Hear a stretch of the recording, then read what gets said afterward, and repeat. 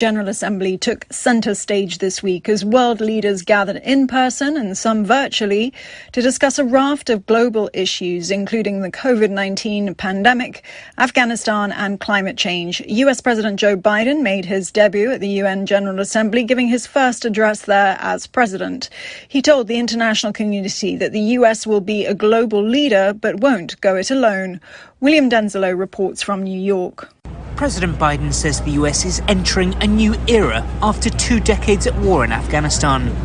In an address at the UN General Assembly Hall, he said that the US will lead with power and power of example, but will tackle challenges in concert with other nations. From the withdrawal of forces from Afghanistan to this week's eased travel restrictions, Biden has faced criticism for keeping allies in the dark.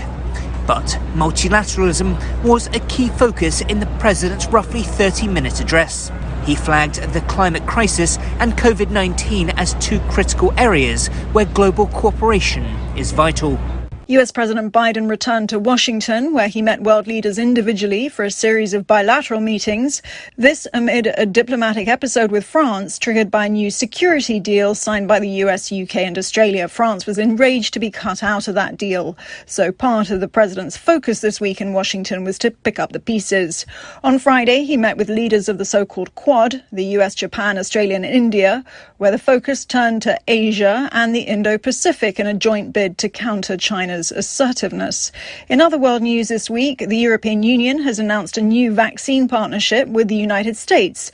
The EU says the partnership would aim for a 70% global vaccine rate by 2022 to coincide with the next UN General Assembly. Lucy Hoff has more from Brussels. Western nations had come under criticism from the World Health Organization for failing to tackle the issue of vaccine inequity, which had been described by the WHO Director General as a moral catastrophe. Speaking from the UN General Assembly in New York, EU Commission Chief Ursula von der Leyen said the EU would work alongside the United States in a new partnership to boost vaccine production in low and lower middle income countries. There'll also be coordination on investments to build regional manufacturing sites. It comes a day after President Joe Biden announced the United States would buy 500 million more Pfizer vaccines to donate overseas. Also making headlines this week, the US treatment of Haitian migrants along its southern border. The US Special Envoy for Haiti has resigned, saying he couldn't be associated with the Biden administration's inhumane decision to deport thousands of Haitian immigrants back to a country he described as a collapsed state. From bureaus worldwide, this is FSN. The Centers for Disease Control and Prevention in the US has endorsed booster shots for older and more vulnerable people. The decision clears the way for millions of people to get a third Pfizer vaccine 6 months after their last. Caroline Malone reports from Washington. CDC Director Rochelle Walensky opened a meeting on boosters, stressing that getting the unvaccinated vaccinated against COVID-19 is the top goal in the US and around the world. Even so, Walensky signed off on a series of recommendations that people aged 65 and over or above 50 with underlying health problems can be given a third dose or booster of the Pfizer vaccine 6 months after their last. The CDC director also approved boosters for people in institutions that increase their risk of exposure, such as nursing homes, prisons, homeless shelters, and for healthcare workers. A third dose of the Pfizer and Moderna vaccines is already approved for people with weakened immune systems. COVID-19 vaccines approved in the US are highly effective at preventing serious illness. 55% of the US population is fully vaccinated. Caroline Malone, Washington. And this week, Canada's Liberal Party won the general election, but Prime Minister Justin Trudeau has failed in his bid to create a majority government. Nick Harper had this report from Toronto. Justin Trudeau says Canada has given his Liberal Party a clear mandate to govern, but the win is in some ways a loss. Trudeau had hoped to capitalise on his popularity to win more seats and convert his minority government into a majority. But that didn't happen, and by calling an election during the pandemic, which angered some Canadians, an election that cost almost $500 million, there are now accusations he wasted everyone's time and money, and background noise about whether he's still the right man to be leading his party and his country. I'm Nick Harper in Toronto. And that was a look back at the week's top stories. I'm Nina Maria Potts in Washington. the Tallahassee Zoo, which faced a major budget crisis. Luckily, they were able to get both, keep guests and animals happy and stay profitable. And that's thanks to the zoo's new director, Maxwell Jeffries. Happy to be here. Thank you. Good morning. Now, what's the most profitable part of the zoo? The elephants, the tigers? No. The gift shop, okay? Food court. But now the entire zoo is the gift shop. So you come to the zoo, you look around, you see something you like, make me an offer. I'm a businessman. I want to make people happy. You're probably familiar with the old saying, don't feed the animals. Oh, right, of course. Okay, well, that's old-fashioned thinking. At our zoo, you can feed the animals. Anything you want? Anything you want. Oats, eggs, batteries, you name it. And we also invented a new tiered membership system. So for your standard membership, you go to the zoo, you get to see the animals. For your gold level membership, you get to pick any two animals, make them fight each other. Yeah. And then with a platinum, you get 1 hour alone in the zoo. No questions asked. Yeah. Wow. This is the Onion News Network.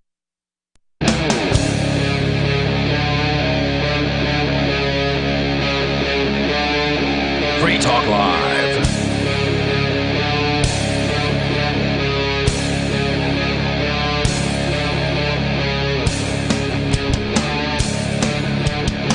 Wow. Who let me have the buttons on Saturday? It is Free Talk Live. Welcome, everybody. The telephone number is 603-283-6160. If you would like to join us on air, talk about whatever's on your mind. It's Free Talk Live. Phones are open. Again, 603-283-6160. In the studio tonight, it's myself, the Lord Reverend Dr. Captain Kickass, joining me. Beakless Mountaineer. So I predicted this some time ago.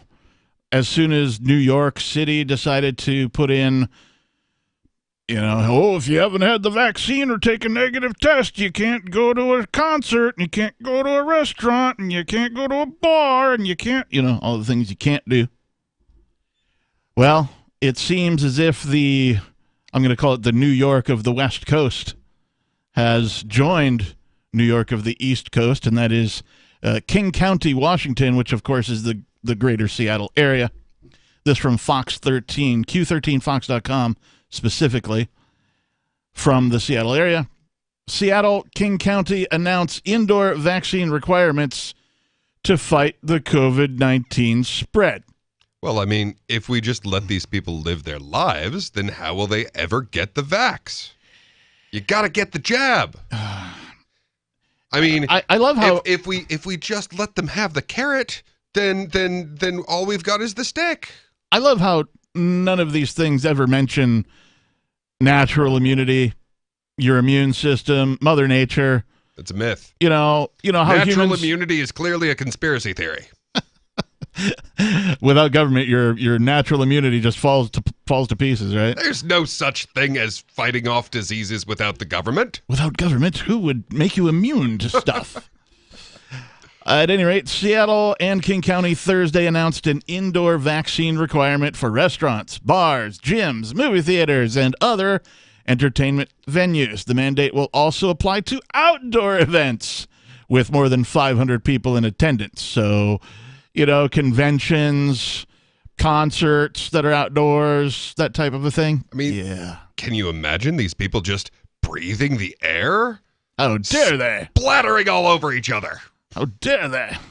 Just sneezing and spattering everywhere. Starting October 25th, patrons 12 years old and up must show proof that they are fully vaccinated or provide a negative COVID test taken within 72 hours of entry. This is just like the New York one. Well, I mean, you're looking at it wrong. So the thing is, they're still allowing you to step outside of your own house without a passport. Can you believe that?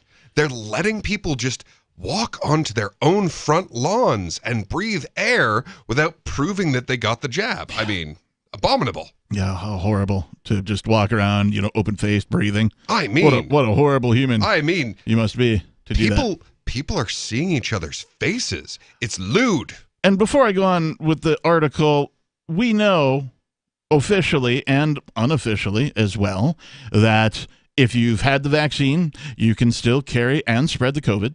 We know that if you... according to the CDC itself. According to the CDC itself, and a whole bunch of doctors and scientists. Well, yeah, and, basic logic, but... Yeah. And then also that asymptomatic people can carry the COVID and spread it. They're the scariest ones of all, those asymptomatic people. So we know those two things, and this is all, again, the CDC themselves, as well as doctors and scientists, and, everybody agrees, apparently. Well, there used to be this thing called healthy, but that was a myth. Those were actually stealth asymptomatic people. Sick until proven healthy is just as bad as guilty until proven innocent. So at any rate, we know these two things. We know that if you've had any vaccination whatsoever, you can still carry it and spread it. If you haven't, you can, and you don't have any symptoms, you can still carry it and spread it. And so we know it's about control. Because asymptomatic man spreading. Because if... That's hilarious. I believe the term is mansplaining, but whatever. Well, I'm glad you explained that to me. So we know this is about control, because if it was really about safety, they would just make anyone, regardless of vaccination status, provide a negative test. That's the only requirement that, if it were about safety and all that kind of stuff, if you're really trying to protect people, you would force people, mandate people, whatever it is you're doing here, you would make people just provide a negative test, and probably less than 72 hours, because 3 days ago I could have been somewhere and contracted the thing, and it could be digesting 2 days ago or the day before or whatever. So none of this makes any logical sense in any way, shape, or form. You can't just let people walk around with a virus that has a 99.9% chance of survival. What will we do? What will we do? So the article continues, the order applies inside restaurants and bars. It doesn't affect outdoor dining, takeout orders, and shopping in places including grocery stores. So let's see. I can go to what? I'm trying to think of what's out there. Big chain. I could go to the Olive Garden. Or no, I can't go to the Olive Garden, but I can go to the Safeway. That's the grocery store chain. I mean, this is your old stomping ground. Did they close everything by 9? Because apparently the virus only takes effect after 9. It's kind of like werewolfism, only works on a full moon. Viruses only take effect after 9. Well, and apparently I think everybody should just live in grocery stores then, because apparently the virus doesn't like grocery stores. It stays away from grocery stores as well, at least in the King County, Seattle area. Public Health, Seattle and King County Health Officer Dr. Jeff Duchin, it's D-U-C-H-I-N, so I don't think I'm mispronouncing that, said the move will protect customers and workers through providing safer spaces, protecting the healthcare system, and helping prevent business closures. Oh, that's what we need, safer spaces. Safe spaces weren't enough. We need safer spaces. High levels of preventable COVID-19 cases and hospitalizations and increased deaths driven by the highly contagious Delta variant prompted the order, says Dr. Duchin. I'm probably mispronouncing that, but I'm pretty sure that that's his name now. If it wasn't before, that is now officially the Free Talk Live. Dr. Duchin. Dr. Jeff Duchin of Seattle and King County Health, Public Health. King County Executive Dow Constantine, Seattle Mayor Jenny Durkan, that's really her name, D-U-R-K-A-N, and others in the community support the order, according to the news release. Now, why would a politician support the order? I wonder. Well, I got to say, for the 400th time, this is really bad fiction. I mean, seriously. It is. It's like we're in a B movie. Right. Seriously. If you were reading this, you'd be like, come on. Really? Coming up next, guest host Tim Thomerson appears on Free Talk. I'm kidding. There's no Tim. He's just a horrible B actor that was in all of the horrible movies of the 80s. You don't know that for sure. There may yet be a Tim Thomerson that shows up. After all of this, that would be the least surprising thing ever. During the commercials or something, we'll get a knock at the door. You rang? Yeah, it's Tim Thomerson. Hey, I'm Tim Thomerson. I think I met one of you at PorcFest, and I've been trying to get here for a while now. The only reason I remember that guy's name is because it's the what do you call that? The two words with T, Tim Thomerson. Tom Timlin? Tim Thomerson. If he's from Timberland or something. Tom Timlin from Timberland. Yes. Something like that.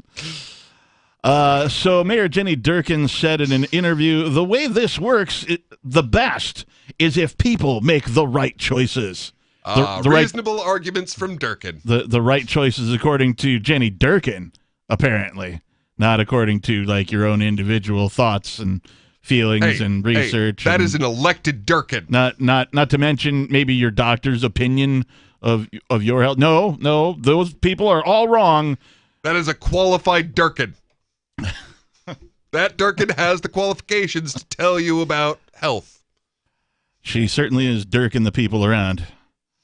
Asked whether the mandate would isolate those who are unvaccinated, Durkan said that would be their choice. Oh, really? Yeah. Yeah, I mean, no one's going to feel isolated when you make it literally illegal to leave your house. For the people who say, I just don't want it, well, then you're making a choice. You're making a choice that by doing that, you can't participate in things that are really important to society. Oh, Jenny Durkan. Durkan. More coming up. Are you tired of governments murdering people around the world? Stop using their money. There is an alternative. Bitcoin is a stateless, free market, non-political currency. Bitcoin cannot be inflated or controlled by any government. By using their money, you are helping the state. Stop doing it. You have an incredible alternative available now. Learn it, use it, spread it. Get started with Bitcoin at bitcoin.com. That's bitcoin.com. Do you feel like your nation, state, or community no longer holds your values? Have you dreamt of a place where people agree that liberty is important and are free to pursue their projects so long as they respect the property of others? There are many people just like you that are discovering freeprivatecities.com. Their social media links are at the upper right of the page at freeprivatecities.com. All skill levels will be needed when the first of the Free Private Cities opens. It's sooner than you think. Stop arguing and build. freeprivatecities.com. Breaking weather news. Belize is sunny and around 82 degrees every day this week. What's the forecast for your life? If current politics and economic prospects are cramping your freedom, escape to the tropics. ECI Development has affordable second homes for you to own or rent in Belize and other tropical countries. Places with stable governments and growing economies. Secure your freedom now. To find out more, send an email to ftl@ecidevelopment.com. When Monster Hunter International discovers one of Isaac Newton's wardstones being auctioned off, they decide to steal it and use it to destroy the Chaos God once and for all. But a mysterious thief upends their plan, and it soon becomes a race against time as something much older and infinitely more evil awakens in the jungles of South America. Monster Hunter Bloodlines by New York Times bestselling author Larry Correia and Baen Books. Visit monsterhunternation.com for more. Hi, I'm Derek J. I don't want a politician to represent me. To me, government is the idea that one group of people can coerce everyone to comply with an edict or face increasing punishments up to and including death. Despite perhaps the most noble of intentions, the best government services are a far cry from what could be provided for by voluntary interactions. Besides, the people who call themselves the government wage wars and put peaceful people in jail for crimes involving no victims. If Starbucks used some of its money to drop bombs, I wouldn't shop there. So why would I support the American empire? The empire does not require my consent. Derek J's Victimless Crime Spree. Watch it for free and order the Director's Cut DVD at victimlesscrimespree.com. That's victimlesscrimespree.com. What if you want to hear the latest episode of Free Talk Live, but all you have is your phone, you forgot to download our archive, and you have no data connection? You can call our Listen line at 641-793-0191. That's a long-distance number, so you may incur charges. If not, listen as long as you want. 641-793-0191. The Free Talk Live Listen line, 641-793-0191. There are basically two types of advertising, direct response and branding. Radio's great for direct response with its low cost to listener ratio, but audio can't be beat for branding, which is a longer-term endeavor. You want to be the first thing that someone thinks of when they think about your product or service. If you have a local business that you want kept top of mind in your community, call the station. If you need national reach, Free Talk Live's got around 200 radio stations, millions of monthly listening sessions, can suit all budgets, and if we don't think we're right for you, we'll tell you. Email me, mark@freetalklive.com. Don't miss a moment of Free Talk Live. Get our archives daily via our podcast at feeds.freetalklive.com.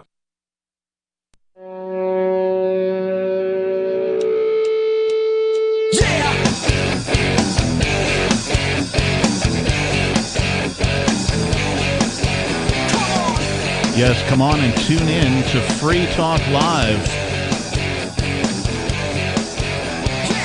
We're a live radio call-in talk program where you can take control of the airwaves to talk about whatever is on your mind. The telephone number for you to do that is 603-283-6160. Again, 603-283-6160. In the studio, it's myself, the captain. And Pickles Mountaineer. We're talking about this bit of news from Q13Fox.com out of the Seattle area that says King County, or the greater Seattle area, has followed in the steps of New York and, was it San Francisco? I was going to say, I expected this to show up in California before Washington. Yeah, they've implemented, as it were, vaccine requirements for a whole bunch of indoor stuff, dining, movies, concerts, bars, and some outdoor stuff too. Anything over 500 people, apparently, you have to present either the proof of vaccine, current, right? So if you've only had one, that's not, you have to have you got to get the booster. You got to, yeah. I mean, that's actually not what the FDA says, which is weird. But when you show the card, I don't know, maybe these people the government is forcing these business people to become enforcers of their stupid mandates, which aren't laws, by the way. Are they? I mean, they're definitely... Well, yeah, because they're definitely trying to get them to be enforcers. But, yes. What's the actual penalty for not doing this? That I don't know, and I don't know if this particular article mentions I can any tell of you that. This much for sure, the courts are so slow that even if you actually get penalized for not enforcing this, it's going to be years before they bother to get around to doing anything about it. Yeah. But I can imagine them doing things like, oh, we'll pull your liquor license, or we'll pull your business license, or, because they can do that. Well, and okay, so same problem. I mean, they have made a system that is so broken that if they pull your liquor license and you keep serving liquor, by the time you end up in trial for it, you're probably going to be retired. I have to disagree with you on the system is broken. I contend that the system is working exactly as designed to enslave and otherwise force people to become the equivalent of, milk or a battery, right, for other people to live off of without any choice in the matter. Well, they claimed a monopoly on so-called justice. Yep. They claimed a monopoly on dispute resolution. Yep.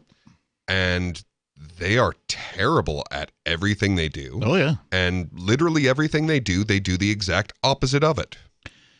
So look, I mean, sure, they're telling businesses to do this, but or else what?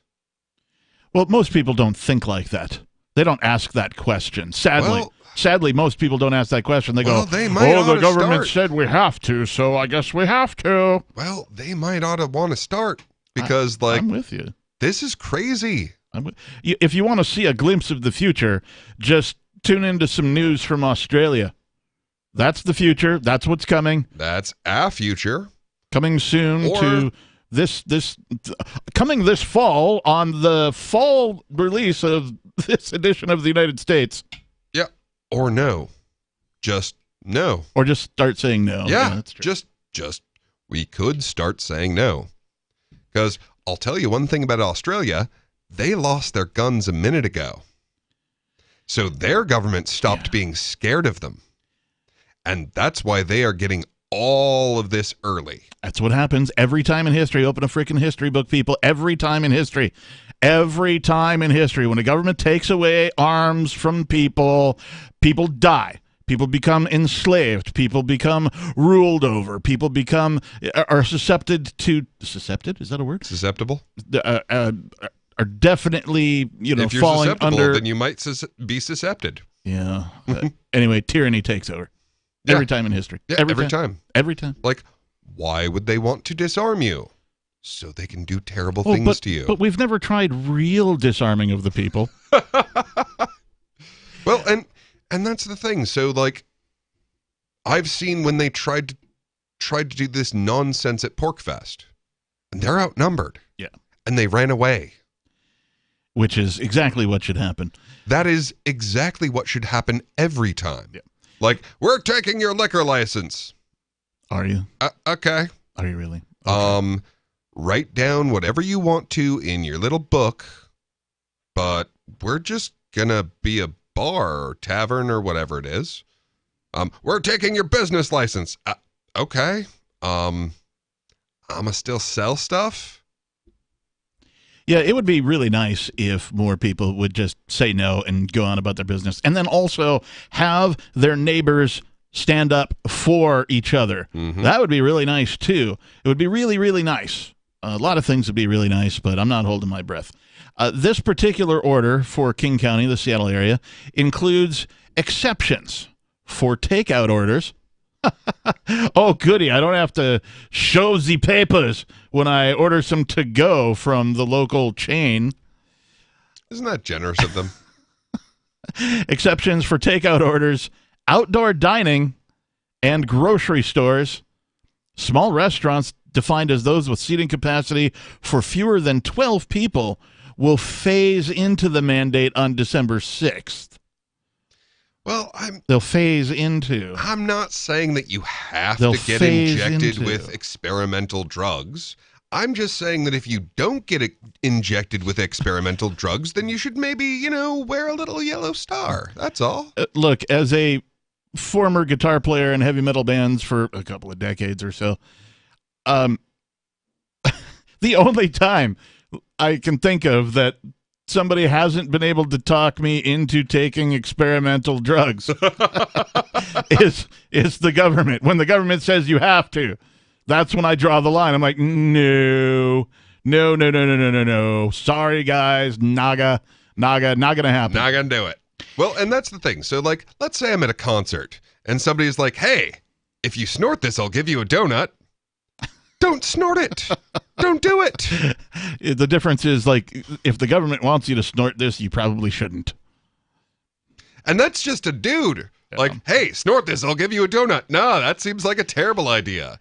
And that's just a dude, let alone, I don't know, the people that lied us into a forever war. Yeah. These requirements are similar to those recently enacted in New York, San Francisco, and New Orleans, as well as in Washington State's Clallam and Jefferson counties. So counties outside of the greater Seattle area have implemented something similar. More than 150 restaurants and bars in King County have already implemented some form of the vaccine requirement to enter, the Seattle Times reported. And I can corroborate that. There were venues that I'm aware of that I see on my social media from back in the day. They're like, hey, we're putting on, or people have been canceled, like, hey, sorry, we're not going to be able to do this tribute band because, everybody's not vaccinated. Good time to get to a state that promises never to do this. 603-283-6160. Still to come, a preschool mom allegedly violently assaults a preschool teacher. We'll find out why. Free Talk Live's video archives have been on LBRY for years. LBRY is an uncensorable, decentralized, blockchain-based media sharing protocol, and we're big fans of it here on Free Talk Live. In 2020, LBRY launched Odysee, a video sharing website to compete with YouTube, and it's really taking off. Now with over 1 million channels, many of whom are disaffected YouTube creators. During YouTube's crackdown for not towing the government line on COVID, the Free Talk Live YouTube channel started receiving strikes and could be completely taken down at any moment. Thanks Thankfully, Odyssey started offering live streaming, so we're now streaming live every night and posting our video archives permanently to Odyssey. You can watch live or anytime on our Odyssey channel by visiting video.freetalklive.com. If you want to go all in, download the desktop app at lbry.com, and then every video archive you watch, you'll help seed and keep it online forever. At minimum, we ask you visit video.freetalklive.com and follow us on Odyssey today. video.freetalklive.com. From Feature Story News in Washington, I'm Nina Maria Potts with a look back at the week's top stories. The United Nations General Assembly took center stage this week as world leaders gathered in person and some virtually to discuss a raft of global issues, including the COVID-19 pandemic, Afghanistan and climate change. US President Joe Biden made his debut at the UN General Assembly, giving his first address there as president. He told the international community that the US will be a global leader but won't go it alone. William Denzelo reports from New York. President Biden says the US is entering a new era after 2 decades at war in Afghanistan. In an address at the UN General Assembly Hall, he said that the US will lead with power and power of example, but will tackle challenges in concert with other nations. From the withdrawal of forces from Afghanistan to this week's eased travel restrictions, Biden has faced criticism for keeping allies in the dark. But multilateralism was a key focus in the president's roughly 30-minute address. He flagged the climate crisis and COVID-19 as 2 critical areas where global cooperation is vital. US President Biden returned to Washington, where he met world leaders individually for a series of bilateral meetings. This amid a diplomatic episode with France triggered by a new security deal signed by the US, UK and Australia. France was enraged to be cut out of that deal. So part of the president's focus this week in Washington was to pick up the pieces. On Friday, he met with leaders of the so-called Quad, the US, Japan, Australia and India, where the focus turned to Asia and the Indo-Pacific in a joint bid to counter China's assertiveness. In other world news this week, the European Union has announced a new vaccine partnership with the United States. The EU says the partnership would aim for a 70% global vaccine rate by 2022 to coincide with the next UN General Assembly. Lucy Hoff has more from Brussels. Western nations had come under criticism from the World Health Organization for failing to tackle the issue of vaccine inequity, which had been described by the WHO Director General as a moral catastrophe. Speaking from the UN General Assembly in New York, EU Commission Chief Ursula von der Leyen said the EU would work alongside the United States in a new partnership to boost vaccine production in low and lower middle income countries.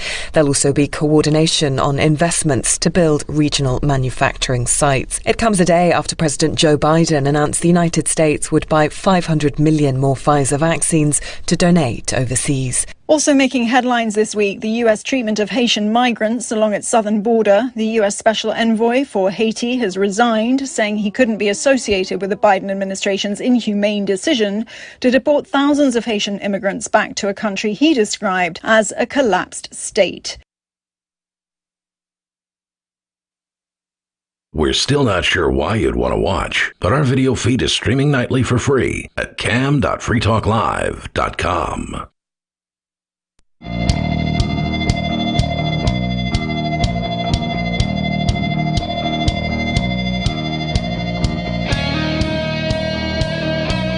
Welcome back, everybody. It is Free Talk Live.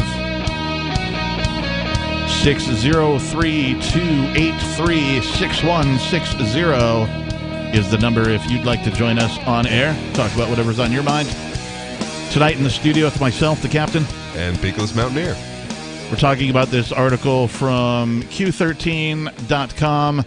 That is a television station out of the Seattle area where Seattle's King County and a couple other counties have implemented vaccine requirements for things like going out to eat at a restaurant or going to a bar, attending a concert, those types of things. But apparently the virus hates grocery stores. Apparently if you know, you don't have to show proof of anything if you're just going out for some groceries. It's because they put the lanes in. Oh, and the plexiglass. Yes. Oh. The lanes and the plexiglass is, it's like crosses and garlic, I mean, Well, then I have to ask you, Peakless Mountaineer, why not put lanes and plexiglass in concert venues and restaurants and bars? Oh, my. They haven't? I don't know. I don't know. Been a minute since I went to a concert. Yeah. I'm pretty sure it would be the most depressing thing I've ever seen in my life if I did. I'm still upset about the concert that I got my refund on because I'm just not going to go. I'm not going to deal with any of this down in Boston. Well, and that's the thing. Just like literally everything else, we've just got to do it ourselves. Like, if you want music, even worse. Play. Even worse. I was going to go see this heavy metal show, once in a lifetime. Well, these guys are getting old. It was going to be Exodus, Testament, and Death Angel all on one bill. Killer lineup as far as old school thrash metal is concerned. I decided not to go because, of course, the venue was a Live Nation venue, and Live Nation has decided to require vaccine proof and or a test within 72 hours of attending the show. 72 hours? What if I catch it between then and now? These are all good questions. So Super spreader! I canceled. Super spreader! I had hotel booked. I had tickets. I canceled all that. Got my refunds. I had to do some things to get the refunds, but I got my refunds. And so then I was like, I've been into some funk music recently. One of my favorite funky sounding bands is a band called Lettuce. They're actually out of the Northeast. I think maybe Massachusetts or Maine or somewhere. I don't remember where exactly. So they play up here frequently. They came on my online radio listening platform that I like. And I was like, I wonder if these guys are playing, because it said they're on tour on this thing. I wonder if they're playing anywhere near here. I go and I look up. Sure enough, they're playing Portsmouth, New Hampshire. And I'm like, all right, awesome. I can go see Lettuce, my favorite funk band, go play live. And I go, great name for a band. and I look at the website for this particular venue that I'm not going to mention on the air out in Portsmouth. And their website, of course, says, you must provide proof of vaccination or a negative test within 72 hours of entering our venue. Well, you're not one of those underclass beings, are you? Those underclass beings that don't trust the CDC, trust the science. I might as well just wear a scarlet letter, walk around everywhere. Safe and effective. Big red U for unvaccinated. Even though I've had COVID and got over it and I'm still alive, I'm fine. Well, you are. It's called a face. So, at any rate, this article goes on to say customers can use their vaccine cards or a photo of a vaccine card, documentation from a medical record or vaccine provider, or a printed certificate from myirmobile.com to enter establishments already requiring vaccine proof. You'll notice that there's like one official vendor. That's myirmobile.com. Hang on. Some local businesses throughout Seattle have been requiring proof of vaccination from customers for weeks. That's fine. It's up to your individual business if you want to do that. It just shouldn't be mandated for anybody. It just seemed like the tool at our disposal to keep our community safe, said Lucas Neve. Neve is the chef at Cafe Lago. He says the businesses started requiring vaccine proof in August. As a father, Neve says, this requirement gives him peace of mind when he returns home to his 3-year-old who can't get the vaccine. The vaccine's not even recommended for that young. He's 3. Do you know? Okay, number zero one. risk. Do you know how many 3-year-olds even catch COVID? Like 2 total like 2 so far around the globe in the world ever. Like, that's probably not the actual number, but it is not far from the actual number. Certainly minuscule. And then, like, here's what I don't get. It was the unvaccinated people who were fighting for businesses to stay open during the lockdowns. And so now that the businesses are open, the businesses like this guy is saying, that gives me peace. So the people who are trying to support him during lockdown, he's completely ignoring and giving a middle finger to. Anyway, Anthony Anton, president and CEO of the Washington Hospitality Association, said in a statement Thursday that the announcement creates different standards for different types of eating places and no additional standards for most businesses. Quote, the data shows without a doubt that COVID spreads everywhere, and any policy to reduce the spread must similarly apply everywhere, unquote. Okay, let's examine that statement. Yes, let's. Because that first part I will definitely agree with. Yeah. It spreads Everywhere. Regardless of your vaccination status, your lockdown status, your masking, your unmasking. Almost like it's a virus. Almost. It spreads like a virus. Wow. Who'd have thunk that you could spread a virus everywhere? But the second part says, any policy to reduce the spread must similarly apply everywhere. Or how about not? Well, it already isn't because, I mean, there's more than 3 counties in the state of Washington. So this thing that's gone into effect is only affected 3 counties. If you pass a policy, obviously it's going to do exactly what it says and cannot be defied. I mean, really, they should start passing a policy to repeal gravity. Dear people of the greater Seattle area and other areas around it, did any of you vote for this? I don't think you did. Even if you did, it wouldn't matter. I've seen that happen in the Seattle area, too. I've seen they'll propose something and the public votes it down. They'll propose it again the next time it comes around. The public votes it down.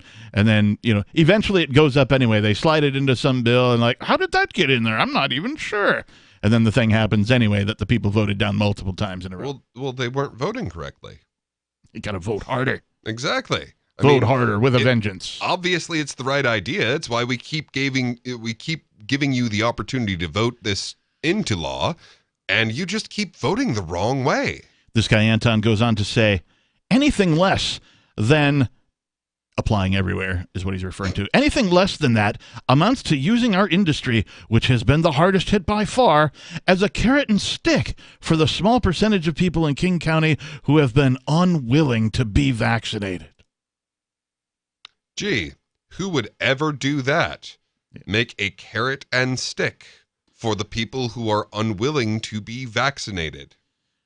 Yeah. People oftentimes, when referring to evil that other people do, go, I can't believe that they did that. I don't know where they would have learned that from. Well, they learned it by watching you, and by you, I mean government. Mm-hmm. He said that the association would continue working to be a part of a solution based on science and urged people to be kind to hospitality workers as they work to stop the spread of the... It's not the hospitality workers' job to stop the spread of the coronavirus, you morons. No, it ain't. So more and more, I feel like the actual solution is this Simpsons episode of when it comes to regulations, just don't look. Just don't look. Yeah. Dushin's order is not meant to be permanent and will be reviewed within 6 months. After the implementation date, officials said, where have we heard this before? As soon as the oil crisis is off, they'll repeal the speed limit. And as soon as we're not at war with Germany, then they will repeal the income tax. And, of course, let's not forget about the chart during 9/11, the how much danger are you in from terrorists, right? The whole Patriot Act was supposed to be a temporary thing that was reviewed every 6 months. And guess what? It's permanent. 603-283-6160. Still coming up tonight on Free Talk Live. Why would a preschool mom beat up a teacher? On Free Talk Live, we're bringing people to the ideas of liberty every day. From wrestling superstars like Glenn Jacobs. You guys really are having an impact, I believe. Like I said, a lot of where I am now is due to listening to Free Talk Live. You changed my mind on some very important issues years ago. To random people tuning in on the radio. I was kind of stuck in the left-right paradigm. I heard your show by chance on a Saturday night. From there, I went on, joined the Free State Project, and become an amplifier. So, I mean, that's really the reason why I amp is because I know that if it wasn't for you guys being on as many stations as you are, I never would have found the ideas of liberty. Your amp will directly change more lives by getting Free Talk Live in front of people looking for talk radio online and on the air. When you amp Free Talk Live, you get perks like access to the AMP-only Facebook group and AMP podcast. Visit amp.freetalklive.com. Looking for a great real estate investment? Consider New Hampshire, which is ground zero for the Liberty Movement. Your first call should be to Mark Worden from Porcupine Real Estate. He's more than just a real estate agent. He's your New Hampshire concierge. Where are the best places to live? Do you want farm, city, the burbs, or forest? Do you want a duplex or multifamily building so that renters pay your mortgage? There are homes in all price ranges in New Hampshire, and Mark can help with financing too. Invest in liberty and property. Mark Worden can help. PorcupineRealEstate.com. Tired of cancel culture? Sick of mega tech corporations holding an axe over your head? Join the LRN.FM Matrix chat server. It's self-hosted, so no one else can tell us what to do or say. Don't like the existing channels? You can make your own. You can even connect into some of our channels from other Matrix servers. It's federated. For the full LRN.FM Matrix experience, though, you should join our server via the step-by-step instructions at chat.lrn.fm. chat.lrn.fm. The Free State Project has reached its goal of 20,000 liberty lovers who've pledged to move to New Hampshire and get active to achieve liberty in our lifetime. Perhaps you're trying to figure out what part of New Hampshire should be your destination.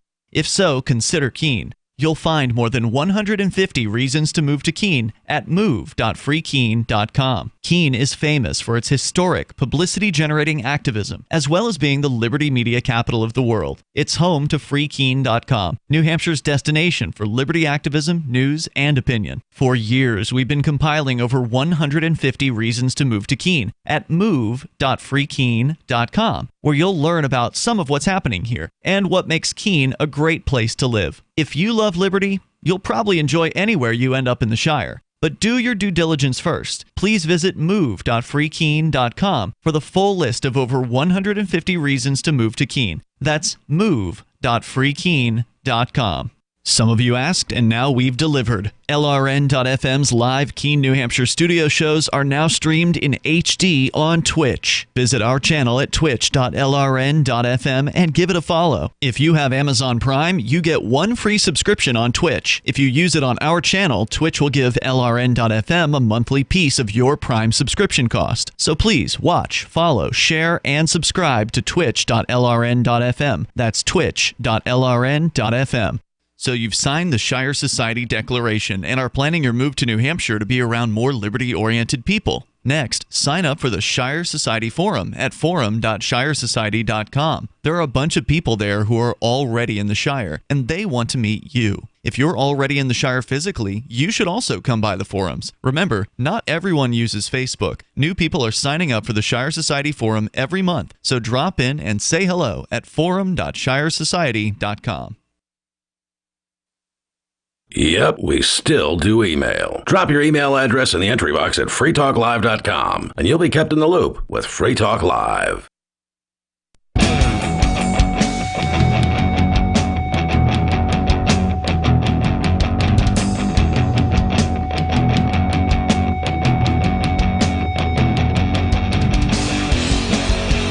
Yes, welcome back to Two Dorks Live.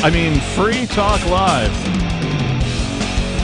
Free Talk Live is a live call-in radio talk program where you can call in, take control of the airwaves, talk about anything that's on your mind. We always bring stuff in to talk about because, well, we're a talk show, but you don't have to talk about what we're talking about. You can bring up any topic, any subject that you want. There's very few rules. The telephone number is 603-283-6160 if you would like to join us. In the studio, it's myself, the captain. And I'm Ron Burgundy. Damn it, who put the question mark on the teleprompter for Peakless Mountaineer again? Bitcoin.com is the best source for learning about cryptocurrency. You can go there now and click on Get Started at the top of the page. Once you do that, you will find all sorts of valuable information neatly organized to suit your needs. There's no longer an excuse for ignoring this important and world-changing information. If you are a knowledgeable crypto user already, you can check out news.bitcoin.com and get the latest headlines of all the news that is relevant to you. Bitcoin.com is your source for everything crypto, like getting a wallet app, mining, trading, and all the latest cryptocurrency news, all on a very slick and easy-to-use website. Please visit Bitcoin.com. All right, we're going to get to the preschool mom violently assaulting a teacher and why she would do that and how that all occurred, but I did make a request have something a little bit lighter. Like, is there any good news? Like a little bit of I don't know. Here's a little light in the world. Being people, perhaps. Here's a little light in the world, and to some extent, the preschool mom beating up the teacher is kind of kind of good news. And I don't want to say that because I don't want to spoil the fun. But I do have this other thing that I want to mention because we've been talking about in the previous hour. We were, 3 segments. It's definitely better than watching terrible things happen to your child and doing nothing. That's a fact. That is true. So I looked through my show prep, and indeed I do have something that I wanted to mention because we'd been talking about the Seattle area now going all New York and San Francisco on us with the show the papers, or you can't have fun. and New Orleans, which was news to me, but I am not surprised. So this is from mrctv.org. A Michigan weatherman was fired for not taking the mRNA injection, and he leaves with class. This was published on the 22nd, so just a couple days ago. Viewers of WLUC TV6 in Michigan are probably familiar with 30-year weather reporter Carl Bonak, B-O-H-N-A-K. But now, Mr. Bonak is becoming well-known around the world because of his principled stand for bodily autonomy and free will when told to accept an mRNA vaccine in order to keep his job. Bonak would not accept the jab, and station managers have fired him from his job. Can you imagine that? I mean, there's more to this article. We'll get to it, but can you imagine Being dedicating fired for 30 years to your craft, to your profession, to doing the thing that you trained on and being successful at 30 years. Guy must have been pretty good, right? You don't usually keep a guy around for 30 years if he's doing his a first crappy rodeo. job, just in any industry, right? So 30 years this guy went on and he gave the weather and did just a fine job apparently, but when it came time to, hey, we're going to make you take the vaccine. Why, nope, I'm not going to. Oh, sorry, so you're fired. I know you've been doing this for 30 years, but we're going to need you to do some experimental gene therapy. That's all. As Mary Ellen Cagnasola writes for Newsweek, Carl Bonak, who reported the weather for WLUC TV 6 for more than 30 years, said he was fired for refusing to get inoculated. That's not a right word. Inoculated against COVID-19. His departure, first reported by the Mining Journal, mirrors that of professionals across industries who have resigned or been fired for refusing the vaccine. Now, just a word on this before I continue with the article. If you are listening to this program and you're in a position where your employer has said, hey, if you want to keep your job, you got to get the vaccine, and you don't want to, well, don't, first and foremost. Tell them no. If you feel so inclined, you can file a religious exemption with your employer. There's instructions how to do that over at rutherford.org. There's some templates that you can download and some paperwork that you can print out and that kind of thing if you want help. And then they have a phone number. That's what they do over at rutherford.org. They help people. They're attorneys over there. So I'm not an attorney. This isn't legal advice, but they are. So at any rate, I just want to say that allow yourself to get fired. Make them fire you. Yeah. Don't quit. Yeah. Don't quit. Don't make it easy on unless them. you've got something else lined up that's better already, which if you're smart, that's how you do it, right? You're like, oh, my employer's going to require this. I better chum the water with some resumes. I better get out there and, talk to some people, some recruiters, or whatever, right? If you've got something else better lined up, well, then go ahead and quit and take the other thing. But if you don't, then by all means, force them to fire you. Basic rule of thumb, don't assist with tyranny. Right. Now, this happens to be the tyranny that is on you, but don't make it easy for them. Make them fire you. I mean, it'll also put you in a better financial position because if they fire you, then you have some recourse. You can do all sorts of things through the offices of unemployment. You can collect unemployment if they fire you, all that kind of stuff. So make sure that, you know what you're doing before you do it. Don't make a knee-jerk reaction just because you're upset. I understand the desire to do so when you hear news like your employer is going to require you to take a jab. So at any rate, this article continues. And just to be clear, I'm pretty sure that literally every religion that anyone listening to this might have is against you injecting untested, experimental, who knows what, out of fear. The people who've taken it are the test subjects. Well, and that's the thing. Like, we have no idea what this is. That's we right. have no idea what it does, and they are trying to scare you. If you've had any of these injections, you are the experiment. And I'm pretty sure that every religion will be like, should I jam this into my arm because I'm scared of you? Nope. Pretty sure that I should not act on my fear. Pretty sure that acting on fear is basically against every moral code. This article actually goes on to say inoculate is the incorrect term, as I mentioned while reading it. mRNA injections are not inoculations. But the gist of Cagnosola's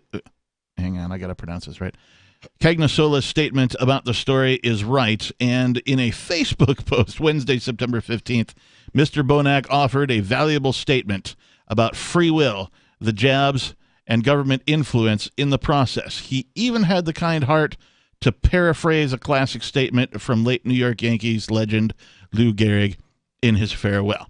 And here's what he said. Today it is with heavy heart I announce after over 33 years I am no longer employed at TV6. I am sad, but, to borrow a quote from a famous ball player, I'm the luckiest man on earth because I had a dream as a kid to be a weatherman. That dream came true, and to top it off, I got to broadcast weather for one of the most challenging, beautiful spots in the United States. As an added bonus, the people I broadcast to all across Upper Michigan were so kind and encouraging. Thank you for watching. And there was more, all of which is worth noting. I am leaving TV6 because the station's corporate owner, Gray Television, has mandated vaccination against COVID-19 for anyone entering a property owned by the company. Since I chose not to take one of the shots, I was fired. Many of you have taken one of these injections, and that is absolutely your right. It's also my right to choose the medical options I feel are right for me. I have authority over my body.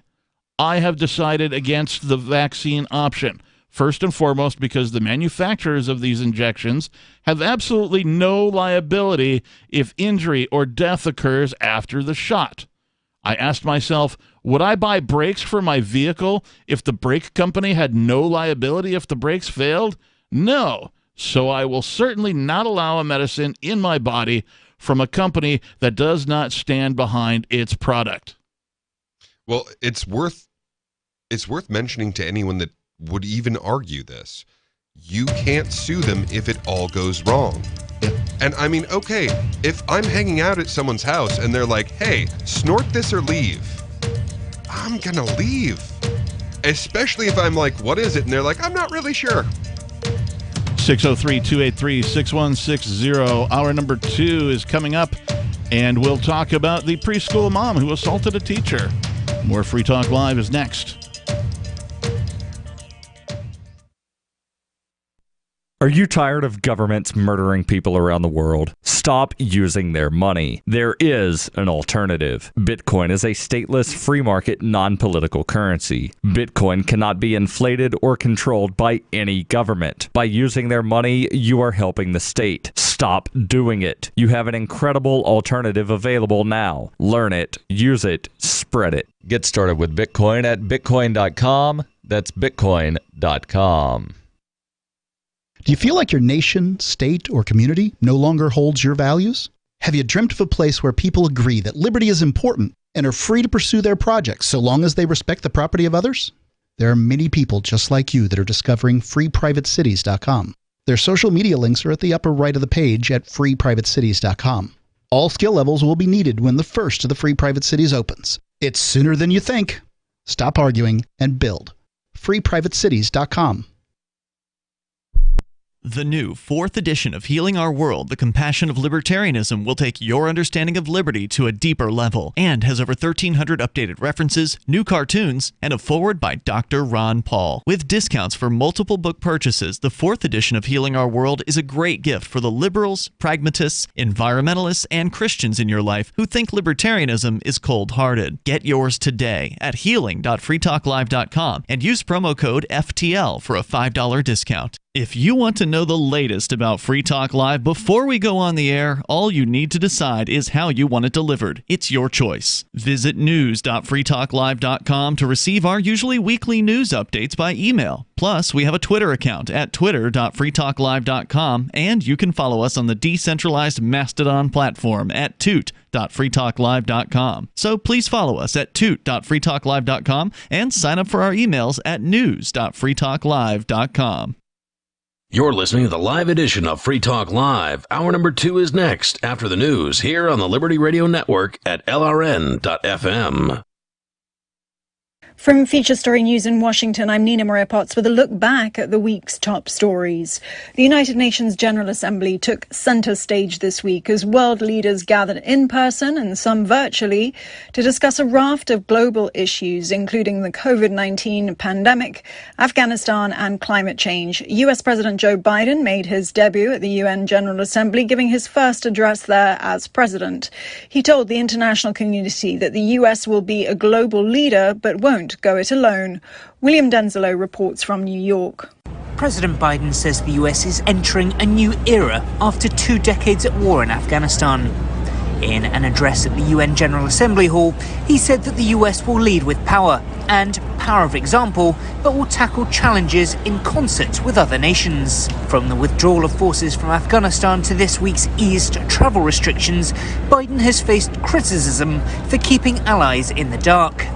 But multilateralism was a key focus in the president's roughly 30-minute address. He flagged the climate crisis and COVID-19 as 2 critical areas where global cooperation is vital. US President Biden returned to Washington, where he met world leaders individually for a series of bilateral meetings. This amid a diplomatic episode with France triggered by a new security deal signed by the US, UK and Australia. France was enraged to be cut out of that deal. So part of the president's focus this week in Washington was to pick up the pieces. On Friday, he met with leaders of the so-called Quad, the US, Japan, Australia and India, where the focus turned to Asia and the Indo-Pacific in a joint bid to counter China's assertiveness. In other world news this week, the European Union has announced a new vaccine partnership with the United States. The EU says the partnership would aim for a 70% global vaccine rate by 2022 to coincide with the next UN General Assembly. Lucy Hoff has more from Brussels.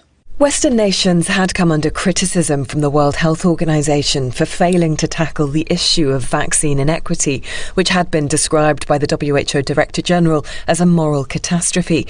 Speaking from the UN General Assembly in New York, EU Commission Chief Ursula von der Leyen said the EU would work alongside the United States in a new partnership to boost vaccine production in low and lower middle income countries.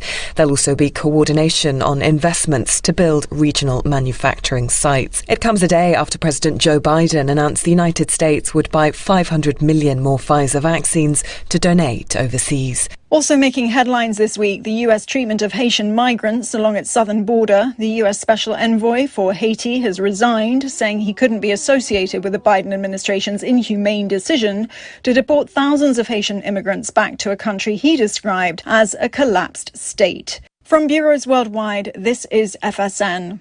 The Centers for Disease Control and Prevention in the U.S. has endorsed booster shots for older and more vulnerable people.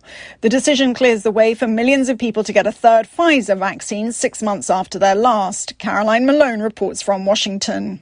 CDC Director Rochelle Walensky opened a meeting on boosters, stressing that getting the unvaccinated vaccinated against COVID-19 is the top goal in the US and around the world. Even so, Walensky signed off on a series of recommendations that people aged 65 and over or above 50 with underlying health problems can be given a third dose or booster of the Pfizer vaccine 6 months after their last. The CDC director also approved boosters for people in institutions that increase their risk of exposure, such as nursing homes, prisons, homeless shelters, and for healthcare workers. A third dose of the Pfizer and Moderna vaccines is already approved for people with weakened immune systems. COVID-19 vaccines approved in the US are highly effective at preventing serious illness. 55% of the US population is fully vaccinated. Caroline Malone, Washington. And this week, Canada's Liberal Party won the general election, but Prime Minister Justin Trudeau has failed in his bid to create a majority government.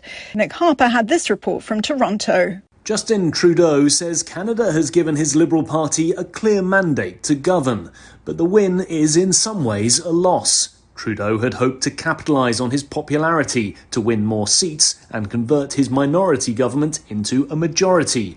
But that didn't happen, and by calling an election during the pandemic, which angered some Canadians, an election that cost almost $500 million, there are now accusations he wasted everyone's time and money, and background noise about whether he's still the right man to be leading his party and his country. I'm Nick Harper in Toronto. And that was a look back at the week's top stories. I'm Nina Maria Potts in Washington.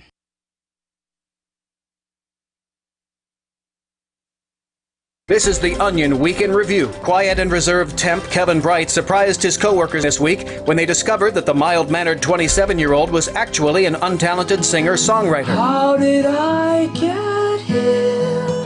It's probably a tree. Bright, who mostly keeps to himself at work, usually spends his free time embarrassing himself at open mics across the city, and that underneath his meek and soft-spoken exterior is a terrible guitarist with no musical sensibility whatsoever. You see him in the office, he's this quiet, reserved kid, and you would never think, oh, he's got a great voice and a wonderful stage presence, and you'd be totally right. In other news, an Ohio Film Festival graphic designer decides to go with film reels for the O's. And getting grandma into a family reunion t-shirt is a 3-person job. The entire 144-minute cut of this week's review is available now for just $11.99 on Laserdisc. For more, visit theonion.com/newsbeat. This is the Onion News Network.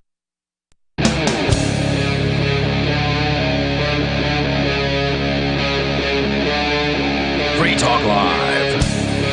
Free Talk Live. Free Talk Live. Free Talk Live? Why'd you say it twice? I didn't. Is there an echo in here? Is there an echo in here?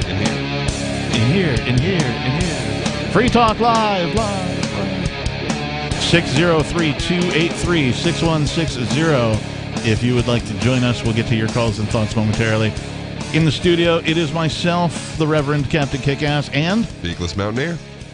And I'm excited about something known as NH Exit. I am very excited about NH Exit. I'm not excited about the name. It doesn't sizzle, it doesn't have that pizzazz to it. But what's underneath NH Exit? For too long, the federal government has overstepped its bounds, refusing to abide the Constitution and committing heinous war crimes both abroad and at home. They've destroyed the currency of the land, and they don't seem to care about their routine violations of our rights. Even if that wasn't the case, though, isn't it absurd that people in California or other states thousands of miles away, or even Washington, get to determine who rules over you? At nhexit.us, we're trying to change that. We've proposed an amendment to the New Hampshire Constitution that would allow New Hampshire to declare its independence from the shenanigans, warmongering, and economic destruction wrought by the United States government. Sign the petition today at nhexit.us. Let's see New Hampshire exit the U.S. Where others have failed, we will secede. Nice. I added that myself. Nice. Yeah. I like it. No, I like it. I want to get a T-shirt that says and that's that. the thing. This is what the promise of the Free State Project was. Like, hey, if we all get in one place, then we can actually do stuff. We can affect the system. And at the very least, this is going to get talked at. Yes. We're going to actually discuss the possibility of, and the benefits. There's two options. There's two options because we cannot stand each other. Yep. We can't stand each other. Politically. Two things are going to happen, one or the other. Either we're going to shoot each other, I'd prefer not, or we're going to break up. Yep. I mean, when two people are married and they cannot stand the sight of each other, they break up. In my personal life, if I'm in a toxic relationship and I identify it as such, my first thought is to GTFO or get the out, right? So why would I not apply that same principle to a political relationship, particularly one that I have no choice in? And the fact is, we don't make sense to each other. No. We don't make any sense. Like, if you are the kind of person who is in favor of this so-called vaccine, then it is fundamentally unthinkable to you why anyone would not do that. And if you are the kind of person who is against this particular so-called vaccine, it is unthinkable why anyone would put that in their body. Yeah, and there's many other benefits to sort of divorcing from the federal government, if you will. Oh, yeah. Decentralization seems to be the trend of humanity now that, technology has adopted decentralization, such as cryptocurrency, for example.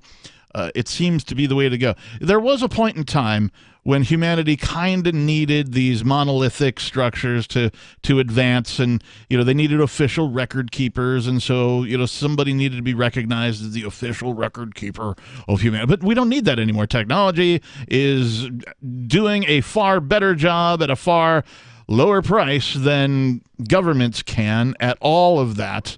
And it is going to be an interesting future.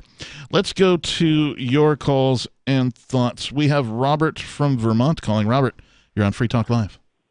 Hi, Captain. How you doing? Hi, Peakless. How you guys doing tonight? Hey, we're good. How you doing? What's on your mind, Robert? Great. Hey, so I want to kind of mix it up a little bit. I know you guys are talking about the government, but for some time now, probably within the last 3 to 5 years, there's been this trend that's been going on with the Innocence Project, as we all know. It's one of my favorite organizations. And yeah, I'm familiar with them a bit. And in fact, anybody listening, if you have not seen the miniseries that's based on the Innocence Project, it's called The Innocence Files. I think it's Netflix or Amazon. I'm not sure which one put it out. I highly recommend that series to everyone. I watched it. It is fantastic. It's very well done, and it gives a very good perspective on the work that the Innocence Project is doing. I'm sorry, Robert. Go ahead.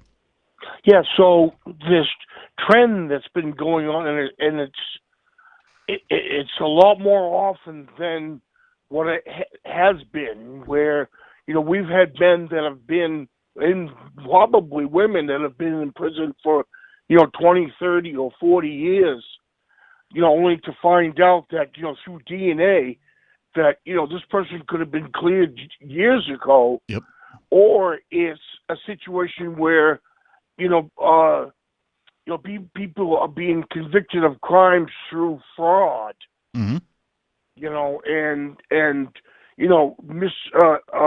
Identification, lying, all that kind of stuff.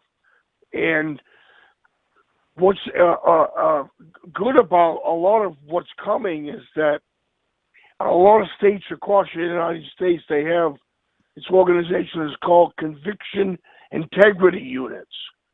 And these units are made up, I don't know exactly how they're started, but they're made up of people that have, a good conscience and know their laws and everything, and they'll take and look at somebody's case,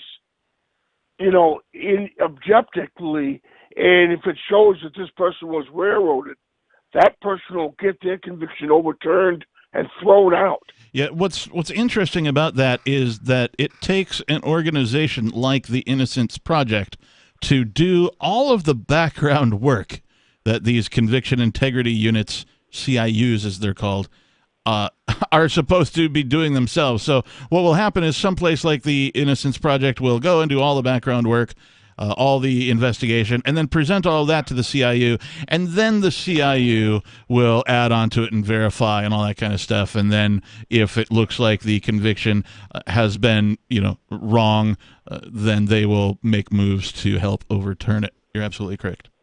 Yeah, I mean, it's even New Hampshire, it seems kind of odd that they don't even have one.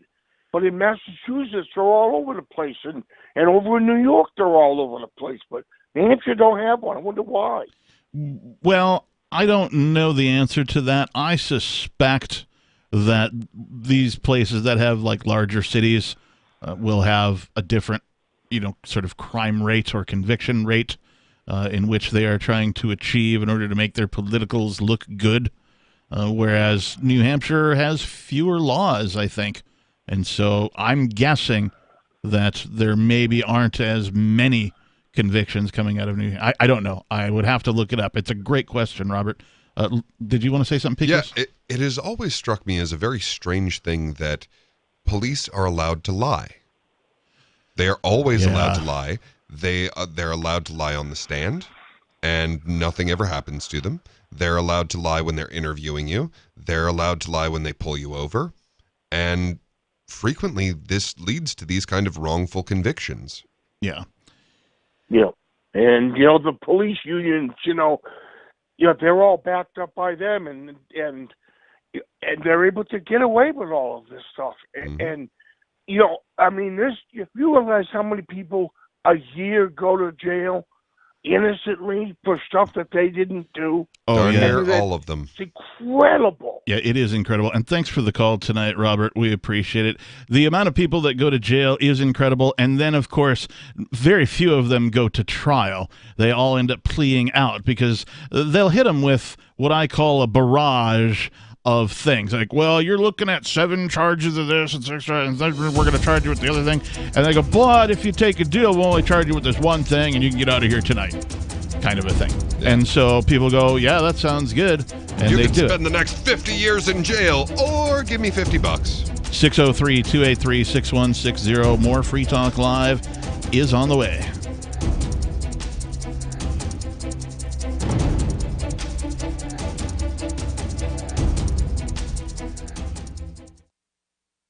Breaking weather news. Belize is sunny and around 82 degrees every day this week.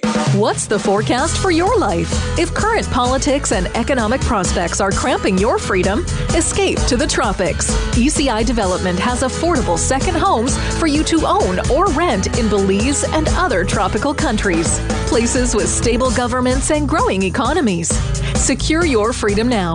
To find out more, send an email to ftl@ecidevelopment.com.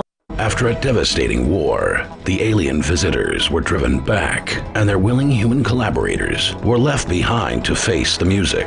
When Emma Jean Anderson's ex-lover brings her from prison, Nathan Foster and his 14-year-old nephew Ben are tasked with bringing the pair to justice. An easy enough job until they discover something is inside Emma Jean, and the fate of the planet hangs in the balance. The Family Business by Mike Coopery from BaneBooks.com. Are you tired of governments around the world killing innocent people? Stop using their money. There is an alternative. Bitcoin is a stateless, free market, non-political currency. Bitcoin is money that cannot be inflated or controlled by any state. By continuing to use their money, you're perpetuating the killing. Stop doing it. You have an incredible alternative available to you now. Learn it, use it, spread it. Get started with Bitcoin at Bitcoin.com. It's Bitcoin.com. Do you feel like your nation, state, or community no longer holds your values? Have you dreamt of a place where people agree that liberty is important and are free to pursue their projects so long as they respect the property of others? There are many people just like you that are discovering FreePrivateCities.com.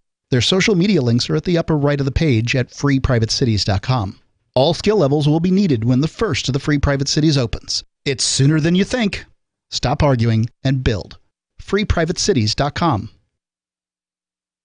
This is Michael Dean from the Freedom Fiends. I've run websites since 1996 and have used over a dozen web hosts in that time. AgristHosting.com is the only one that hasn't broken my heart. Agrist Hosting's uptime and service is stellar, and their DDoS mitigation is the best I've seen. That's important because if you tell the truth in this world, you'll ruffle feathers. And some people will try dirty tricks to silence your voice. No matter what the haters hit us with, Agrist Hosting keeps our websites online. If you have a mission-critical commercial presence or a world-changing activism site, you cannot tolerate any skullduggery. So go with AgristHosting.com. Have a WordPress or blog site, but you're not satisfied with performance or uptime? Or just want raw hosting? Want to pay with Bitcoin? Agris Hosting specializes in high-performance hosting with personalized service. Go to agrishosting.com and click on the button that says Get Hosted. That's agrishosting.com. The LRN.FM social media channels have been revamped. We've eliminated Facebook and focused on other platforms like Twitter and Mastodon, the decentralized alternative to Twitter. On our accounts, you'll find posts from multiple LRN.FM show hosts together in one place. Follow us on Twitter at twitter.lrn.fm, or better yet, move to the decentralized Mastodon social media platform at toot.lrn.fm, toot.lrn.fm. I think you'll like it. My name is Jacob Hornberger. I'm president of the Future of Freedom Foundation, which Congressman Ron Paul awarded for having an outstanding freedom website. Write us at fff@fff.org, and we'll send you a free 3-month subscription to our monthly journal of libertarian essays and our booklet, Economic Liberty in the Constitution, which George Mason University economics professor Walter Williams praised in a recent column. That's fff@fff.org. Got Telegram? You can follow our channel there and discuss show prep with other listeners at telegram.freetalklive.com.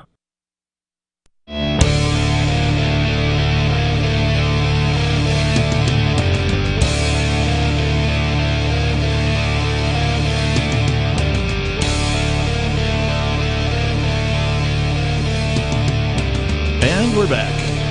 Welcome back to the show. Welcome back. Oh, well, almost. Different key. Yeah, this is not Welcome Back, Cotter. It is, however, Free Talk Live.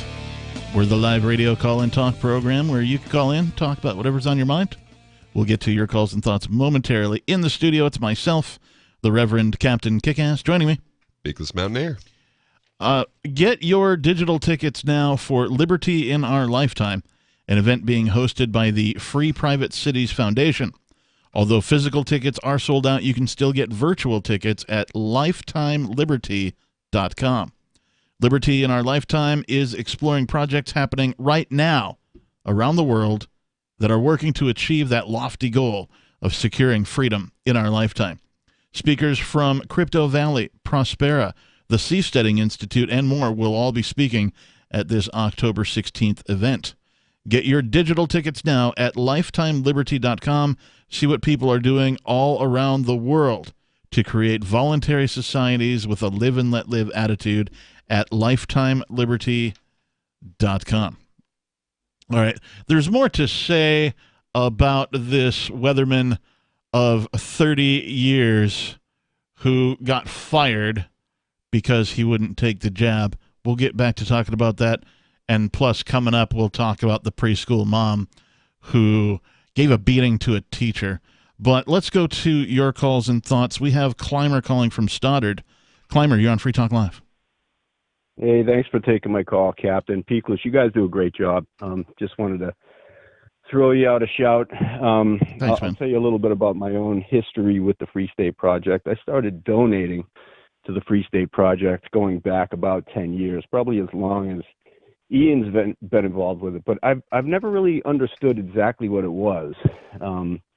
I lived in Massachusetts, and not to tangent off, but I also worked for a very large defense contractor in the process of ending my own employment because of the mandate. Oh wow! But neither here nor there. I don't want to delve into that topic too much. Okay.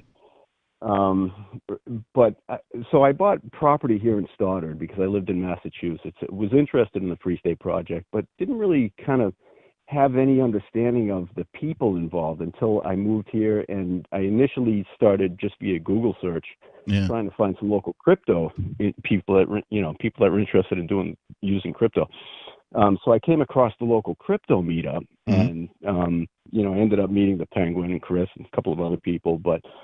It's just an incredibly eclectic, interesting, freedom-minded group of people here around the Keene area. Keene's got some great vibes. I like the region. Yeah, I refer to the those types of folks as the freedom nerds, right? So, being a musician of like 20 years back in the West Coast and that kind of a thing, I would hang out with music nerds, right? They knew all the latest gear and what guitar pedal to buy and, all that kind of stuff. Out here, you meet up with the freedom nerds and they know, what's the newest crypto or, which one's on the outs and why you should do this or not that. And they'll have opinions on all that stuff. And generally an opinion on, to point you in the correct direction. Now, I want to make something clear to our listeners, Clymer. That is that there's, in my mind anyway, there's two Free State projects. And I'll tell you what I mean by that. One, there is an organization called the Free State Project. Free State Project Incorporated. Right. And so that is an official organization, recognized by the state as a nonprofit. I think that, where are they, a 501c? I don't know exactly what they're. But so there's that. But then there's the larger, it's more like the freedom movement, right? And a lot of folks will refer to that also as the Free State Project. So I just want to make sure our listeners know that there could be two different things that we're talking about, and they often meld into the same thing when we talk about moving to New Hampshire and that type of a thing. I am not an official member of the Free State Project, Inc., or that organization. However, I am a member of the larger freedom movement. I moved here because I believe that getting like-minded people together, to act is probably the quickest way to achieve freedom in our lifetime. Well said. And the reason I moved here was for the Free State Project, because I got the general message, and like I said, I've been pumping money into it for the past 10 years. Sure. But now moving here, I understand that there, I don't want to call it a schism, but there seems to be, it's almost like a fracturing. It's like the Free State Project. I know there's been some kind of not a separation between certain members, especially around the Keene area, and the larger Free State Project, but maybe a difference of opinion, or I don't. But a lot of these things I'm still learning, so I really don't understand some of the intricacies and some of the nuances of what goes on. Well, it's interesting because it's interesting because there are different personalities, and also people who are of the mind of freedom, the mind of liberty, the mind of peaceful solutions to our problems, the mind of wanting to live in a voluntary society where all actions are voluntary. You always have the right to opt out of whatever it is that's going on. There are going to be disagreements amongst those types of people. What's really awesome to see, though, is when all people of the mind of freedom can get together and work together. It usually takes like a large event, right? Something happens, I don't like the raid of Free Talk Live, for example, something along those lines, to really have all the folks that have made the move, are going to think about making the move, who are regular donators to the Free State Project, or their amplifiers here at Free Talk Live, things like that. When they all act in concert for a common goal, that is a thing of beauty. And you'll see it. If you haven't already, you'll see it eventually, because we know the state's not going to stop doing what they're doing. It is so impactful. I can't say enough about what a difference it makes and how it gives me a glimmer of hope in my heart. Well, and I'd like to point out that, I've been on the left, I've been on the right, and I'll tell you that they are always just as fractured. And it's one of those grass is greener on the other side kind of things where, like, from the left's perspective, well, the right is so unified. And from the right's perspective, well, the left is so unified. And here's the thing, like, they're just as fractured, but the difference is they actually think they should be unified. And the libertarian solution has always been, let's try lots of different things. It has always, that's actually what we're supposed to do. We're supposed to have different perspectives. We're supposed to be attempting different methods of fixing things and seeing which one works. And that's always been our way. Right. Like, let's attack this from multiple angles at once. Go ahead, Clymer. Yeah, you're right. And the people I've met have all been great. It's a great group, especially around the Keene area. One quick question before I let you folks go and you let me go. In terms of the number of people you meet, how many are from around the Northeast, like Massachusetts, Connecticut, New York, and how many are from the whole country? I mean, is it totally mixed up, or do you find a lot of people coming into Massachusetts? We'll answer your question in just a little bit. This is Free Talk Live, 603-283-6160.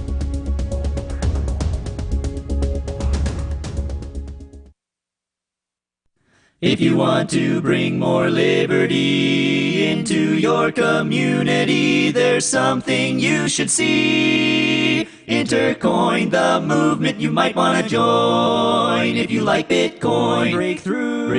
It's true. It's truly something new. If you'd like to see real prosperity, start your own currency, boost the economy. Intercoin, the movement you might want to join. If you like Bitcoin, its impact's hard to overstate, results you can appreciate. If you're tired of relying on the state, want to make your own community great, homelessness and hunger to eliminate, let the wealth accumulate. Don't wait for the growth rate to accelerate. Go to intercoin.org and get the coins for yourself.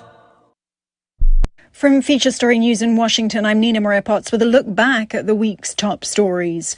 The United Nations General Assembly took center stage this week as world leaders gathered in person and some virtually to discuss a raft of global issues, including the COVID-19 pandemic, Afghanistan and climate change. US President Joe Biden made his debut at the UN General Assembly, giving his first address there as president. He told the international community that the US will be a global leader but won't go it alone. William Denzelo reports from New York. President Biden says the US is entering a new era after 2 decades at war in Afghanistan. In an address at the UN General Assembly Hall, he said that the US will lead with power and power of example, but will tackle challenges in concert with other nations. From the withdrawal of forces from Afghanistan to this week's eased travel restrictions, Biden has faced criticism for keeping allies in the dark. But multilateralism was a key focus in the president's roughly 30-minute address. He flagged the climate crisis and COVID-19 as 2 critical areas where global cooperation is vital. US President Biden returned to Washington, where he met world leaders individually for a series of bilateral meetings. This amid a diplomatic episode with France triggered by a new security deal signed by the US, UK and Australia. France was enraged to be cut out of that deal. So part of the president's focus this week in Washington was to pick up the pieces. On Friday, he met with leaders of the so-called Quad, the US, Japan, Australia and India, where the focus turned to Asia and the Indo-Pacific in a joint bid to counter China's assertiveness. In other world news this week, the European Union has announced a new vaccine partnership with the United States. The EU says the partnership would aim for a 70% global vaccine rate by 2022 to coincide with the next UN General Assembly.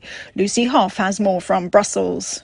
Western nations had come under criticism from the World Health Organization for failing to tackle the issue of vaccine inequity, which had been described by the WHO Director General as a moral catastrophe. Speaking from the UN General Assembly in New York, EU Commission Chief Ursula von der Leyen said the EU would work alongside the United States in a new partnership to boost vaccine production in low and lower middle income countries. There'll also be coordination on investments to build regional manufacturing sites. It comes a day after President Joe Biden announced the United States would buy 500 million more Pfizer vaccines to donate overseas. Also making headlines this week, the US treatment of Haitian migrants along its southern border. The US Special Envoy for Haiti has resigned, saying he couldn't be associated with the Biden administration's inhumane decision to deport thousands of Haitian immigrants back to a country he described as a collapsed state. Do you appreciate what we do? Help us advertise, market, and promote for just $5 a month at amp.freetalklive.com.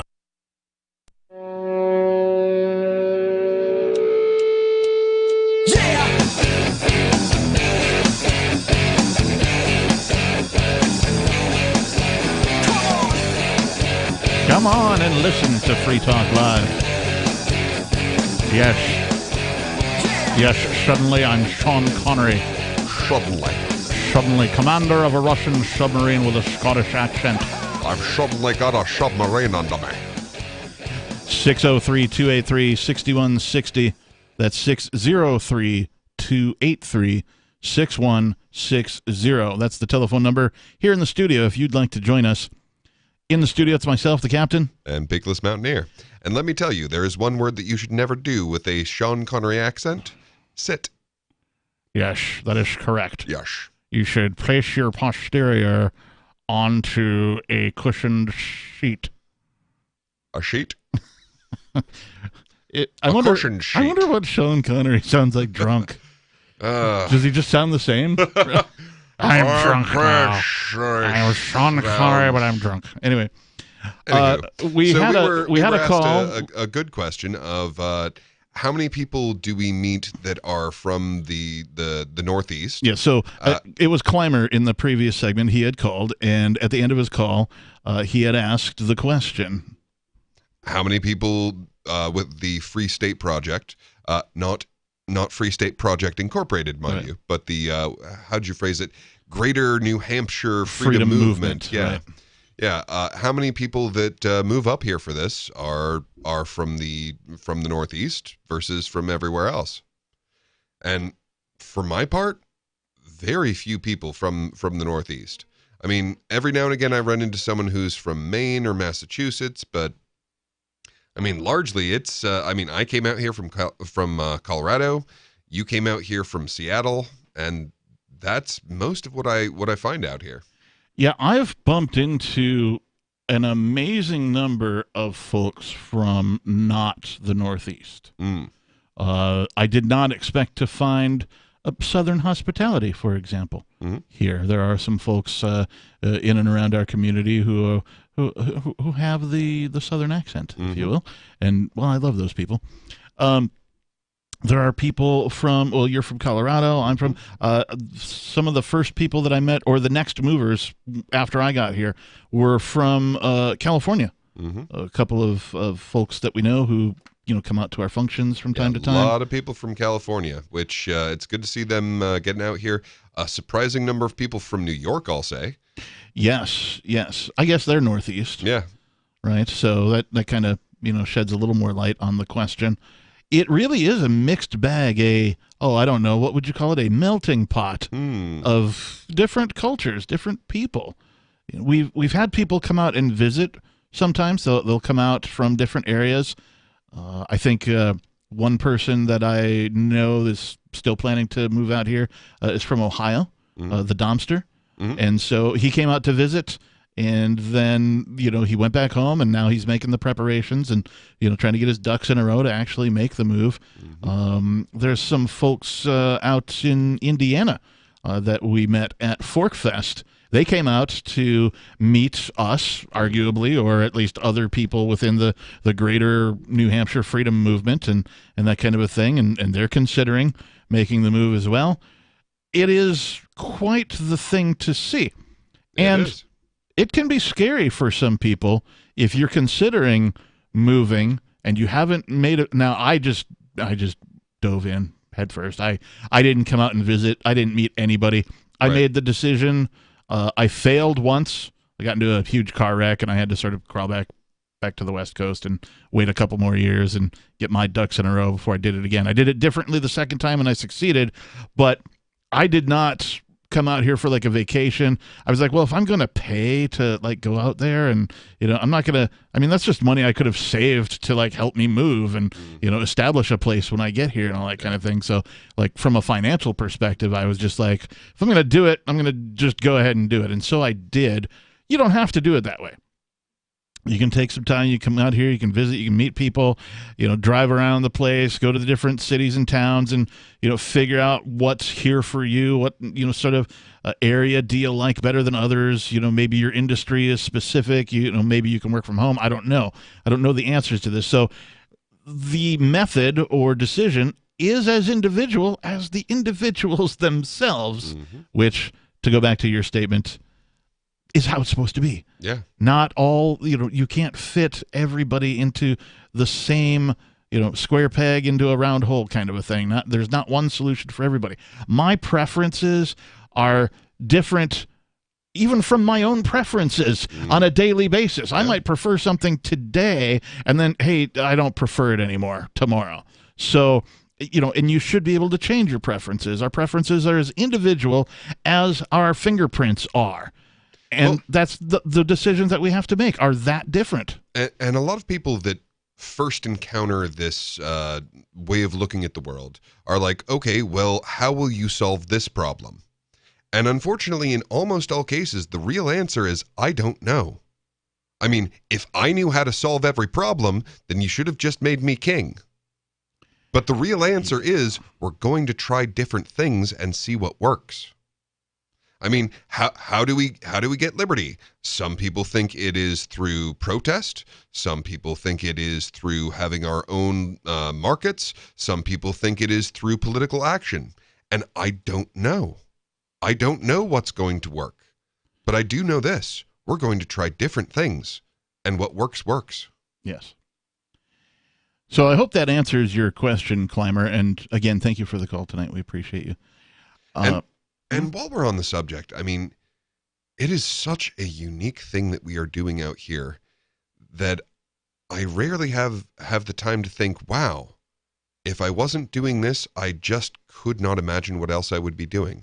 Because having a community of people who respect your liberty and your self-ownership and your free will is irreplaceable. Yeah, it's pretty huge.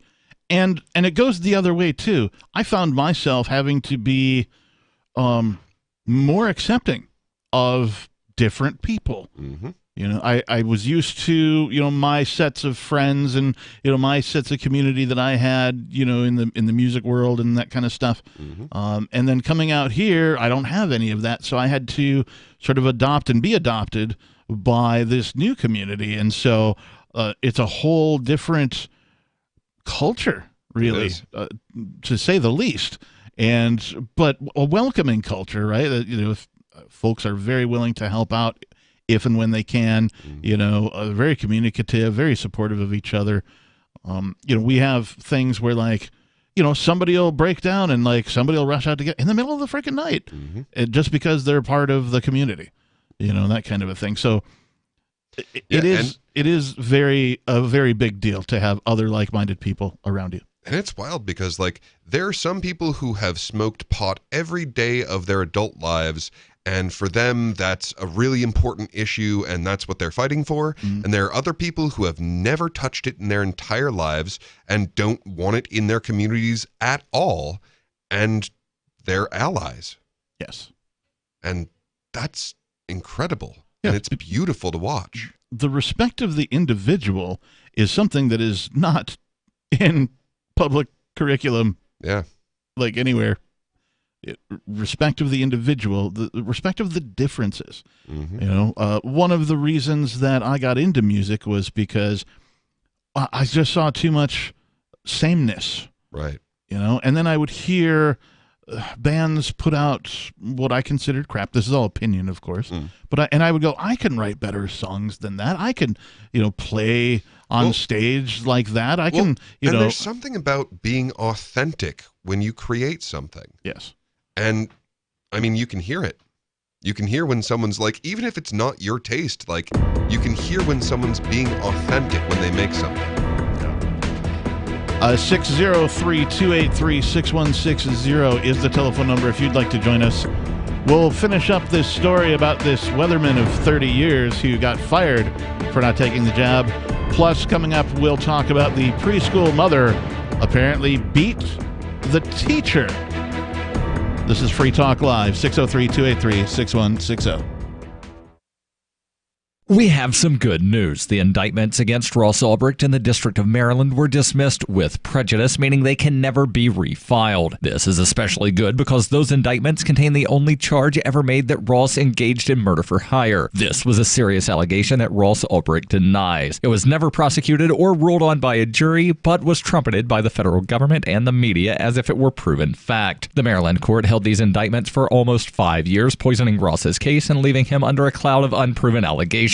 As explained in Ross's appeal to the Supreme Court, the fact that the judge used these allegations to give Ross a draconian sentence of double life without parole violated his Sixth Amendment right to a jury trial. Judges are required to issue sentences based on convictions decided by a jury, not unproven allegations never even charged at trial. Although this is a positive development, the dropped indictment will not set Ross free. Now, a presidential pardon is Ross's only hope of freedom. Sign the petition at freeross.org. freeross.org. Is oral health important to you? If you don't like your own teeth, fresh breath, or kissing people, then by all means stop listening. Several years ago, I met Jessica Armand, founder and CEO of My Magic Mud, and I became passionate about the product that she created and never want to live without it. It's clinically proven to whiten teeth, but I find it does much more. They want you to love My Magic Mud as much as I do, so they're giving you a money-back guarantee plus 20% off. Go to mymagicmud.com and use coupon code FTL20 at checkout. mymagicmud.com, FTL20. There are lots of ways to listen to Free Talk Live. Our podcast has been around since podcasts began, and now the FTL feed is loaded with content besides our full show archives. Did you know that we make it easy for you to customize your podcast subscriptions? We have different feeds, one that includes only our full shows, one with just the Daily Digest, and our main feed that includes everything. You decide what you listen to. It's quick and easy to customize your feeds at feeds.freetalklive.com. That's feeds.freetalklive.com.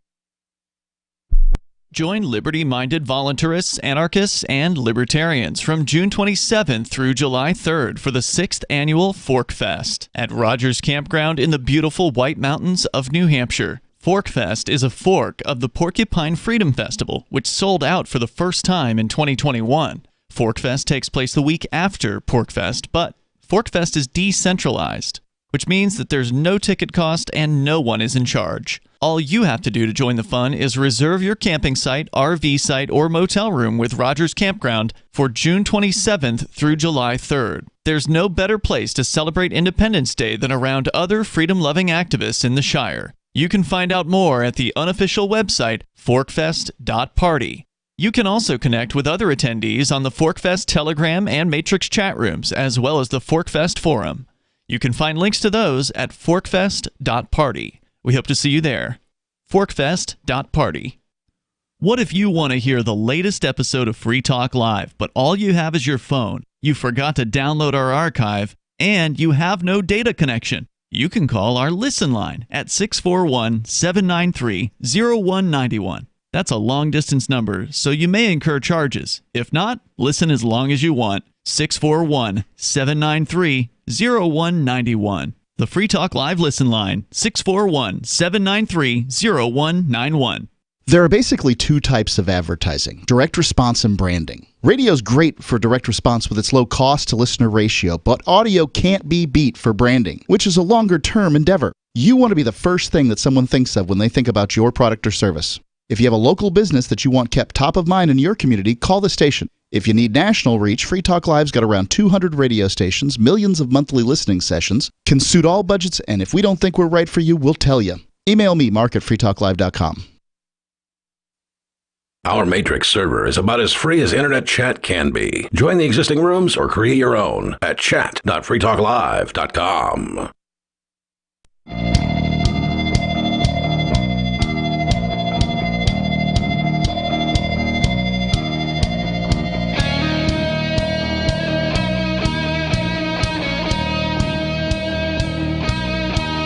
Welcome back, everybody. It is Free Talk Live. 603-283-6160 is the telephone number. If you would like to join us, we'll get to your calls and thoughts momentarily.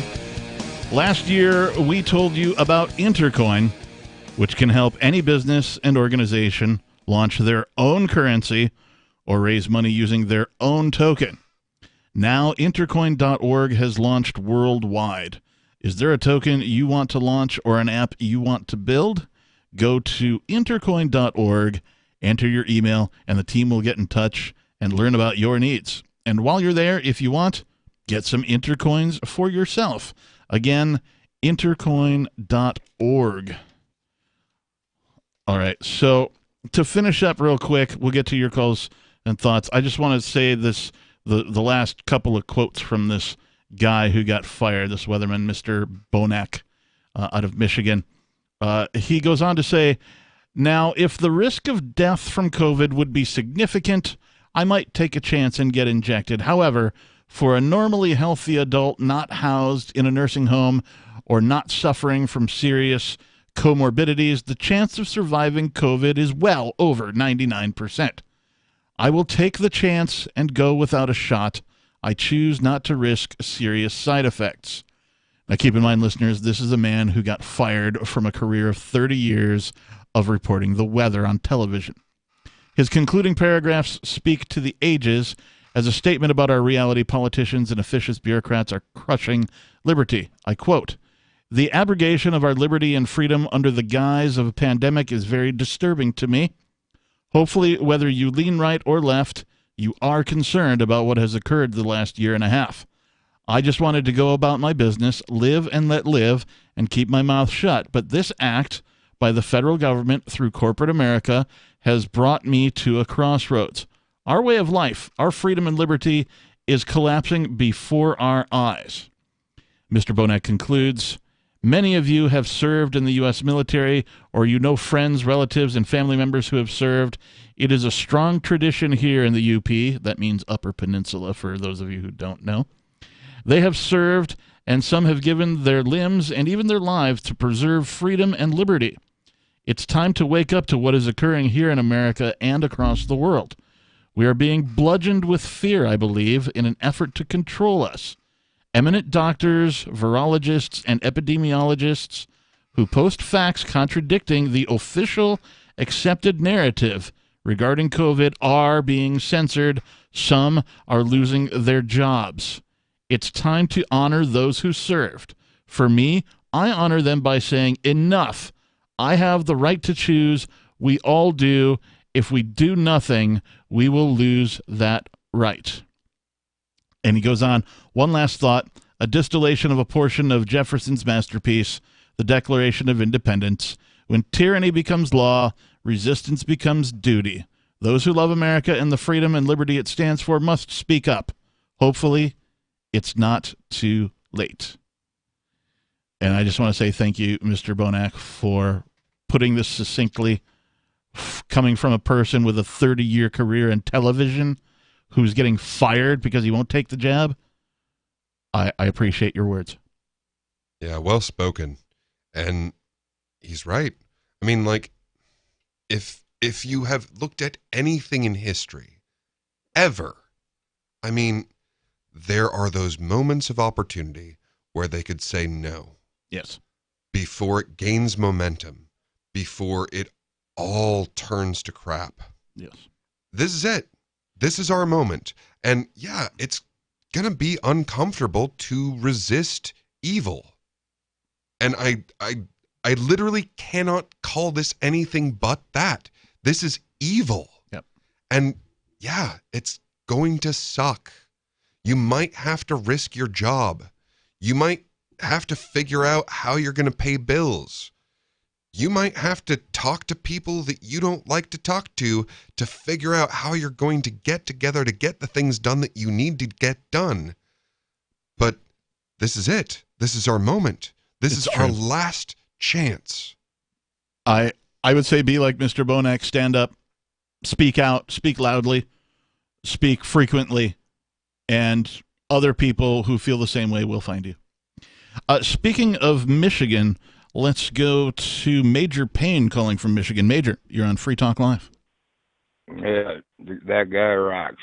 You guys are absolutely right. I've been resisting the Frankenshot ever since then. They've been hyping it, I mean, to no end. Good on you. I survived. I'm over 60, and I survived this Clovis.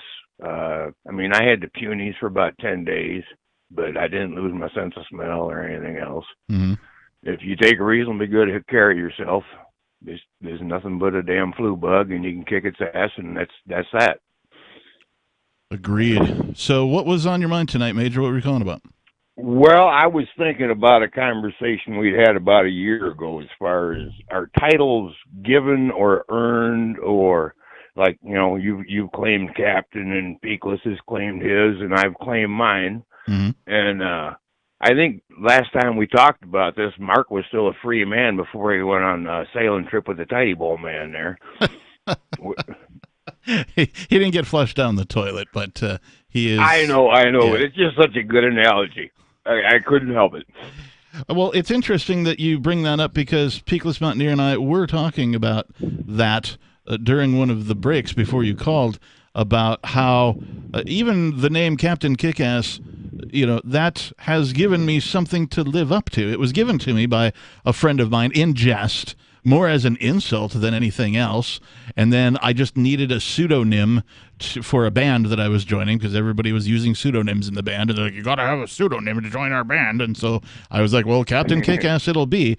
And that was, during the early days of the internet, when, you're not supposed to use your real information on the internet anyway. That was the first rule. And so I just used that, and it stuck. And from band to band, that was who I was. And now it's who I am here, too. So it is an interesting study from person to person. Some people are given their nicknames. Some people take their nicknames. Which did you do, Major? Well, as far as the one that I previously hold, I took it because of previous experience and what I intend to give back. Mm-hmm. I get as good as I give. Major Payne. Yeah. Well, yep. I know someone whose side you're a major pain in, and I'm glad to see it. There was you guys ever watch the series Deadwood? Mm-mm. No, I used to live in South awesome. Dakota though, and I've visited Deadwood a couple of times. It's an awesome series. They only held it for one season, but anyway, there's one scene or one episode where the gold interests had come into town to consume everything they could, as they do, and this was theoretically represented by George Hearst, which is it's a non-historically correct figure, but anyway. The Pinkertons backed him, all right? And they rode into town with hellfire and brimstone, and there was a guy that ran the newspaper there, the Deadwood Gazette or whatever the hell they called it. Yep. But they came in and they smashed his presses and whatnot and intimidated him, And then the intimidation went on for about another week. And well, the Turtle Man finally had gotten his order back in, his presses and whatnot, and started printing papers again. Well, the head of one of the Pinkerton squads come in and feigned drunkenness and just basically beat the dog snot out of him with a silver-headed cane. Okay. And he was a big dude, right? He's like 6'4", but he looked like a big walking red-headed turtle with the suit he wore especially, right? And Al Swearington, the local saloon owner, who was the pretty much the balls and the brains of the camp, he sits down with him after he's had this little ass kicking here, and you got about a minute. He's all beside himself, and he slaps him across the mug, and the guy just looks at him like, "What did you do that for?" And Al looks at him because he thinks he knows his history, and he says, "Merrick, have you ever been beaten before?"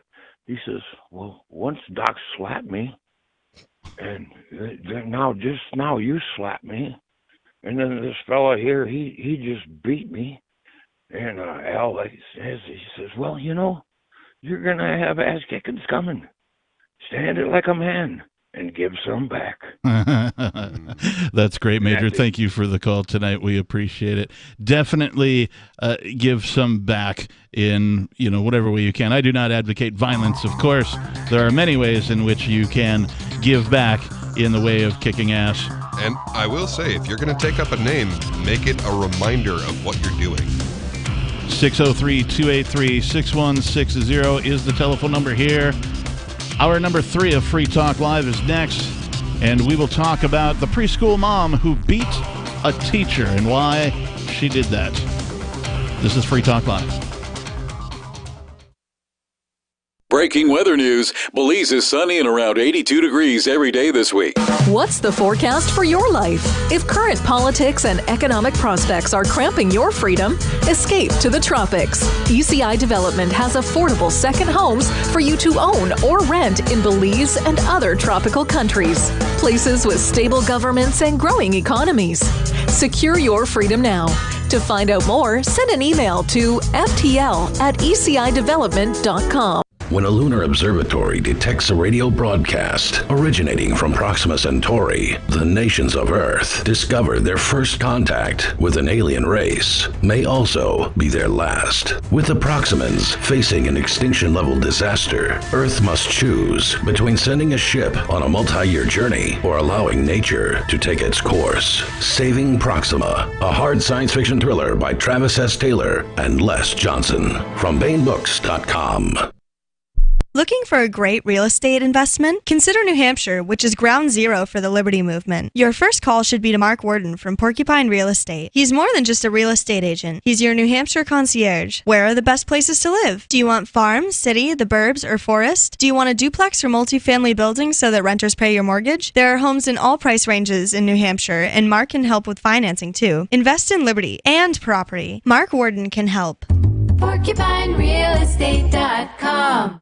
Tired of cancel culture? Sick of mega tech corporations holding an axe over your head? Join the LRN.FM Matrix chat server. It's self-hosted, so no one else can tell us what to do or say. Don't like the existing channels? You can make your own. You can even connect into some of our channels from other Matrix servers. It's federated. For the full LRN.FM Matrix experience, though, you should join our server via the step-by-step instructions at chat.lrn.fm. chat.lrn.fm.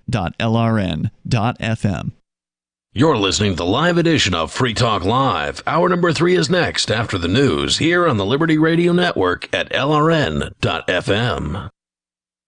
From Feature Story News in Washington, I'm Nina Maria Potts with a look back at the week's top stories. The United Nations General Assembly took center stage this week as world leaders gathered in person and some virtually to discuss a raft of global issues, including the COVID-19 pandemic, Afghanistan, and climate change. US President Joe Biden made his debut at the UN General Assembly, giving his first address there as president. He told the international community that the US will be a global leader, but won't go it alone. William Denzelo reports from New York. President Biden says the US is entering a new era after 2 decades at war in Afghanistan. In an address at the UN General Assembly Hall, he said that the US will lead with power and power of example, but will tackle challenges in concert with other nations. From the withdrawal of forces from Afghanistan to this week's eased travel restrictions, Biden has faced criticism for keeping allies in the dark. But multilateralism was a key focus in the president's roughly 30-minute address. He flagged the climate crisis and COVID-19 as 2 critical areas where global cooperation is vital. US President Biden returned to Washington, where he met world leaders individually for a series of bilateral meetings. This amid a diplomatic episode with France triggered by a new security deal signed by the US, UK and Australia. France was enraged to be cut out of that deal. So part of the president's focus this week in Washington was to pick up the pieces. On Friday, he met with leaders of the so-called Quad, the US, Japan, Australia and India, where the focus turned to Asia and the Indo-Pacific in a joint bid to counter China's assertiveness. In other world news this week, the European Union has announced a new vaccine partnership with the United States. The EU says the partnership would aim for a 70% global vaccine rate by 2022 to coincide with the next UN General Assembly. Lucy Hoff has more from Brussels. Western nations had come under criticism from the World Health Organization for failing to tackle the issue of vaccine inequity, which had been described by the WHO Director General as a moral catastrophe. Speaking from the UN General Assembly in New York, EU Commission Chief Ursula von der Leyen said the EU would work alongside the United States in a new partnership to boost vaccine production in low and lower middle income countries. There'll also be coordination on investments to build regional manufacturing sites. reports. It comes a day after President Joe Biden announced the United States would buy 500 million more Pfizer vaccines to donate overseas. Also making headlines this week, the U.S. treatment of Haitian migrants along its southern border. The U.S. Special Envoy for Haiti has resigned, saying he couldn't be associated with the Biden administration's inhumane decision to deport thousands of Haitian immigrants back to a country he described as a collapsed state. From bureaus worldwide, this is FSN. The Centers for Disease Control and Prevention in the U.S. has endorsed booster shots for older and more vulnerable people. The decision clears the way for millions of people to get a third Pfizer vaccine 6 months after their last. Caroline Malone reports from Washington. CDC Director Rochelle Walensky opened a meeting on boosters, stressing that getting the unvaccinated vaccinated against COVID-19 is the top goal in the US and around the world. Even so, Walensky signed off on a series of recommendations that people aged 65 and over or above 50 with underlying health problems can be given a third dose or booster of the Pfizer vaccine 6 months after their last. The CDC director also approved boosters for people in institutions that increase their risk of exposure, such as nursing homes, prisons, homeless shelters, and for healthcare workers. A third dose of the Pfizer and Moderna vaccines is already approved for people with weakened immune systems. COVID-19 vaccines approved in the US are highly effective at preventing serious illness. 55% of the US population is fully vaccinated. Caroline Malone, Washington. And this week, Canada's Liberal Party won the general election, but Prime Minister Justin Trudeau has failed in his bid to create a majority government. Nick Harper had this report from Toronto. Justin Trudeau says Canada has given his Liberal Party a clear mandate to govern, but the win is in some ways a loss. Trudeau had hoped to capitalise on his popularity to win more seats and convert his minority government into a majority. But that didn't happen, and by calling an election during the pandemic which angered some Canadians, an election that cost almost $500 million, there are now accusations he wasted everyone's time and money, and background noise about whether he's still the right man to be leading his party and his country. I'm Nick Harper in Toronto. And that was a look back at the week's top stories. I'm Nina Maria Potts in Washington. The Department of Health and Human Services has issued a new ban preventing the nation's saunas from any further use of tanning salons. The ruling was made after a study found that saunas are exposed to roughly 5,000 times more UV radiation each year than the average American. They are at a very high risk of developing melanoma and orangey leathery skin. Saunas, you are tan enough. The nation's saunas have reacted negatively to the ban. I don't care what the government says. I just won $15 in scratches, so I'm getting a freaking tan. This sucks. None of us have time for this. We've got Tammys at home to raise. In an Onion News Network poll of saunas across the country, more than 30% argued that a pale complexion will negatively affect the size of their tips at Ruby Tuesdays. And more than half have said that their boyfriends Dennis like them tan. And he's the father of their second child, so they want him to stick around. This is the Onion News Network.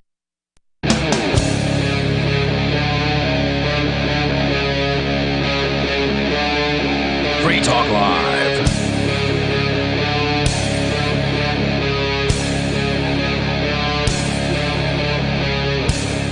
Kicking off hour number 3 of Free Talk Live. Thanks for tuning in, everybody. Thank you for joining us.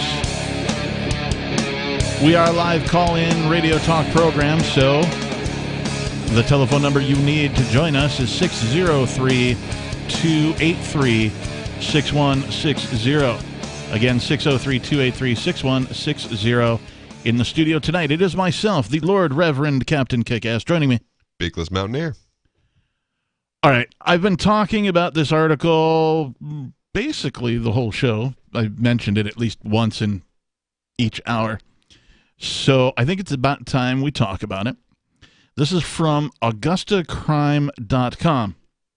The headline reads, Preschool mom violently assaults teacher at Catholic school in Grovetown. So if she's a mom, why is she still in preschool? Yes, I think a reinterpretation of the headline. That's a little held back, don't you think?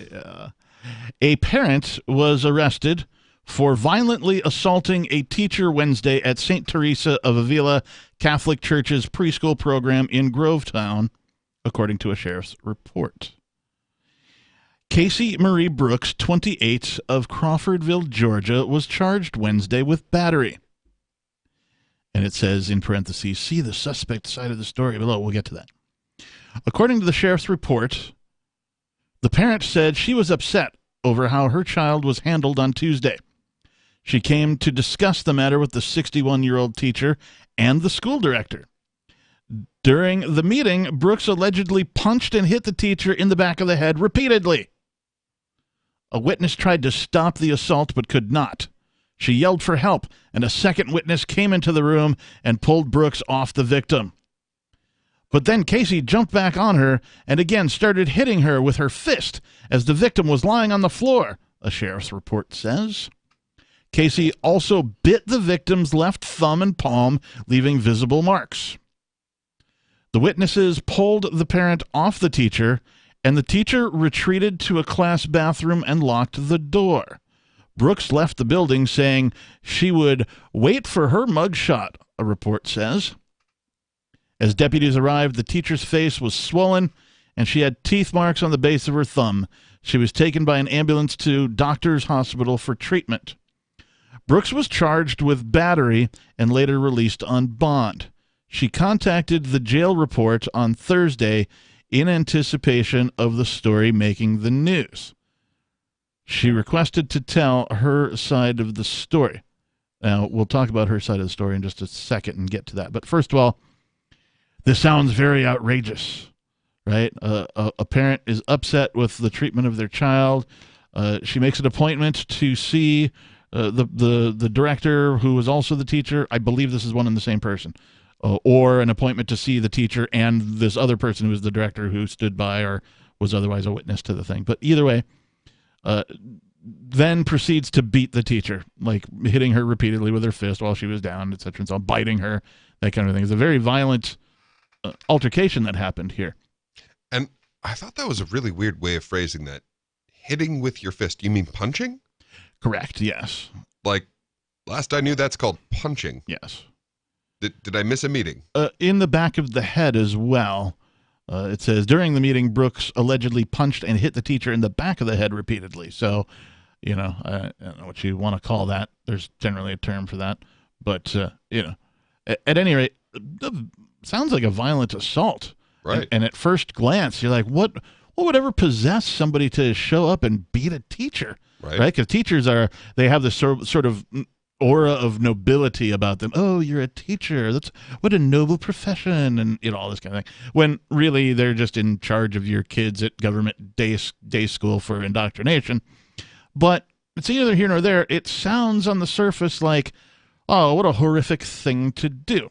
Well, here's the mom's side of the story. Here's what she sent to the jail report on Thursday in anticipation of the story making the news. She figured that it was going to make the news. She beat up this teacher. She's like, this is going to make some news, so I'm going to send in a thing. And here's what she sent. I know you'll be sharing a picture of my mugshot soon, so I am reaching out to give you the details from my side to help add some validity to what you report. And indeed, this very article has her mugshot as the featured picture at the top of the headline. I was arrested and charged with battery after the administration of St. Teresa of Avila Catholic Church's preschool program pulled video surveillance footage from my nonverbal 2-year-old son's daycare classroom, and for 3 hours I watched his teacher spank him several times, hit him in the head, slap him with a book, shove him to the ground, snatch him up by one arm and carry him across the room multiple times, slam him into his seat to make him eat lunch alone in timeout, pick him up by his ankles and hold him on his neck or head and grab his face so hard his cheeks were touching in his mouth as she was nose to nose with him, amongst other things. Sounds like child abuse to me. Sounds like the teacher got off light. The daycare director dismissed her employee's actions and ensured me she would be keeping her job. She claimed to see nothing wrong with the teacher's abusive behavior until she could no longer deny what we both had watched and asked me what I wanted to do about it. I requested to speak with the teacher to hear her side, and they agreed. I appreciate the opportunity to see her feel how my 2-year-old son felt when she was standing over him laying helplessly on the ground. That's a pretty powerful statement. Yeah. Now, honestly, to me, that shows restraint. Oh, yes. I would not have been as restrained if I had watched 3 hours of someone beating my child. I don't think that I could restrain myself. But I will say, there's a way that none of this could have happened. There's a very, very simple solution where none of this ever needed to happen. What could that be, Peakless Mountaineer? Raise your own children.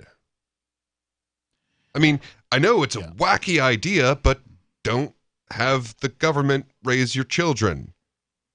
Or the government and, your local church. Yeah. Raise your own kids. Figure it out. Figure out a way where, okay, maybe you have to move into a small apartment or something, but, figure out a way where you can put the time in to make a human being a human being. Because that's not what's going to happen to them in school.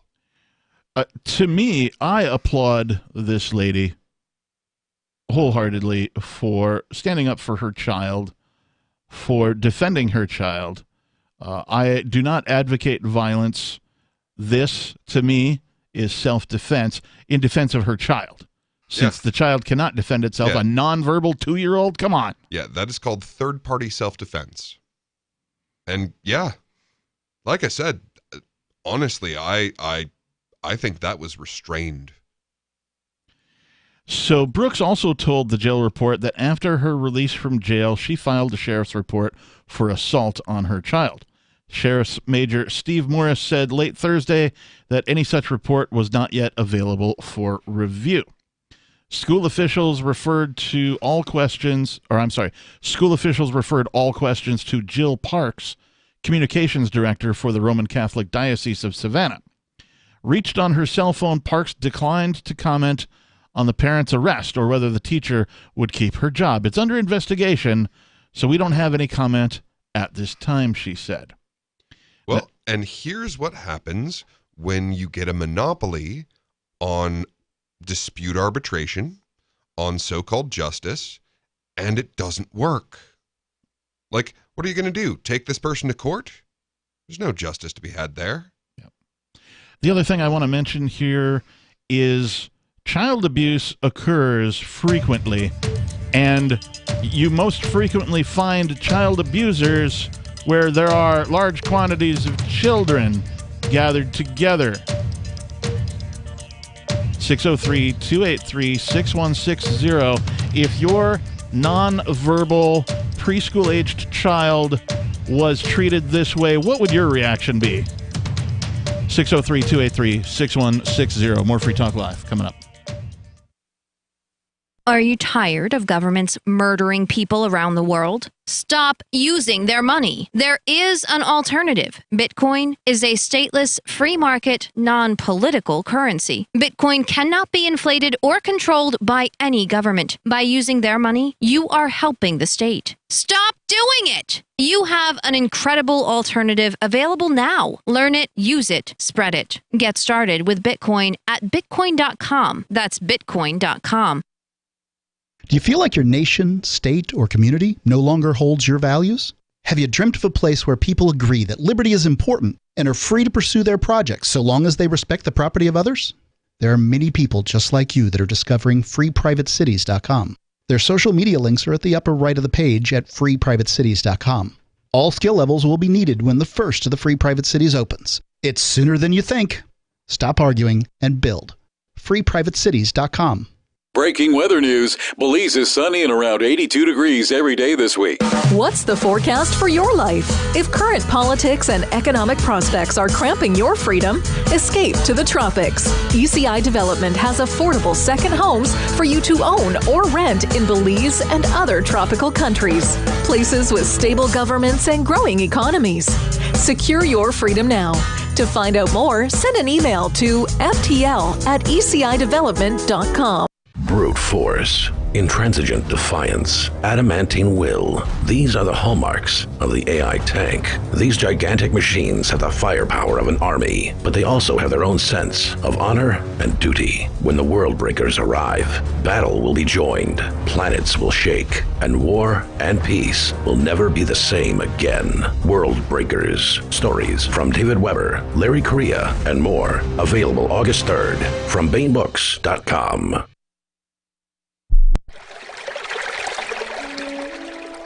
Fact. The new NSA data center in Utah requires 1.7 million gallons of water every single day to operate. Billions of Fourth Amendment violations need massive computers and the water to cool them. That water is being supplied by the state of Utah. Fact. There's absolutely nothing in the Constitution which requires your state to help the feds violate your rights. Our message to Utah: turn it off.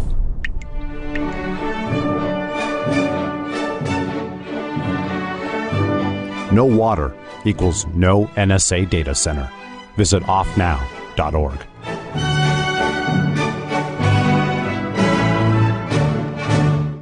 Some of you asked, and now we've delivered. LRN.FM's live Keene, New Hampshire studio shows are now streamed in HD on Twitch. Visit our channel at twitch.lrn.fm and give it a follow. If you have Amazon Prime, you get one free subscription on Twitch. If you use it on our channel, Twitch will give LRN.FM a monthly piece of your Prime subscription cost. So please watch, follow, share, and subscribe to twitch.lrn.fm. That's twitch.lrn.fm. So you've signed the Shire Society Declaration and are planning your move to New Hampshire to be around more liberty-oriented people. Next, sign up for the Shire Society Forum at forum.shiresociety.com. There are a bunch of people there who are already in the Shire, and they want to meet you. If you're already in the Shire physically, you should also come by the forums. Remember, not everyone uses Facebook. New people are signing up for the Shire Society Forum every month, so drop in and say hello at forum.shiresociety.com. You can stick it to the man and big tech. Join our FTL social mastodon at social.freetalklive.com.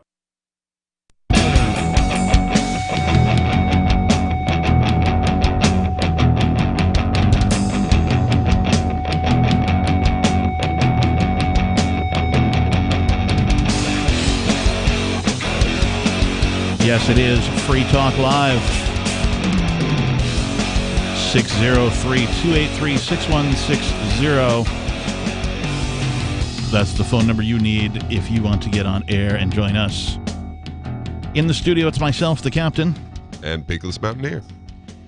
Free Talk Live's video archives have been on LBRY for years. LBRY is an uncensorable, decentralized, blockchain-based media sharing protocol, and we're big fans of that here on Free Talk Live.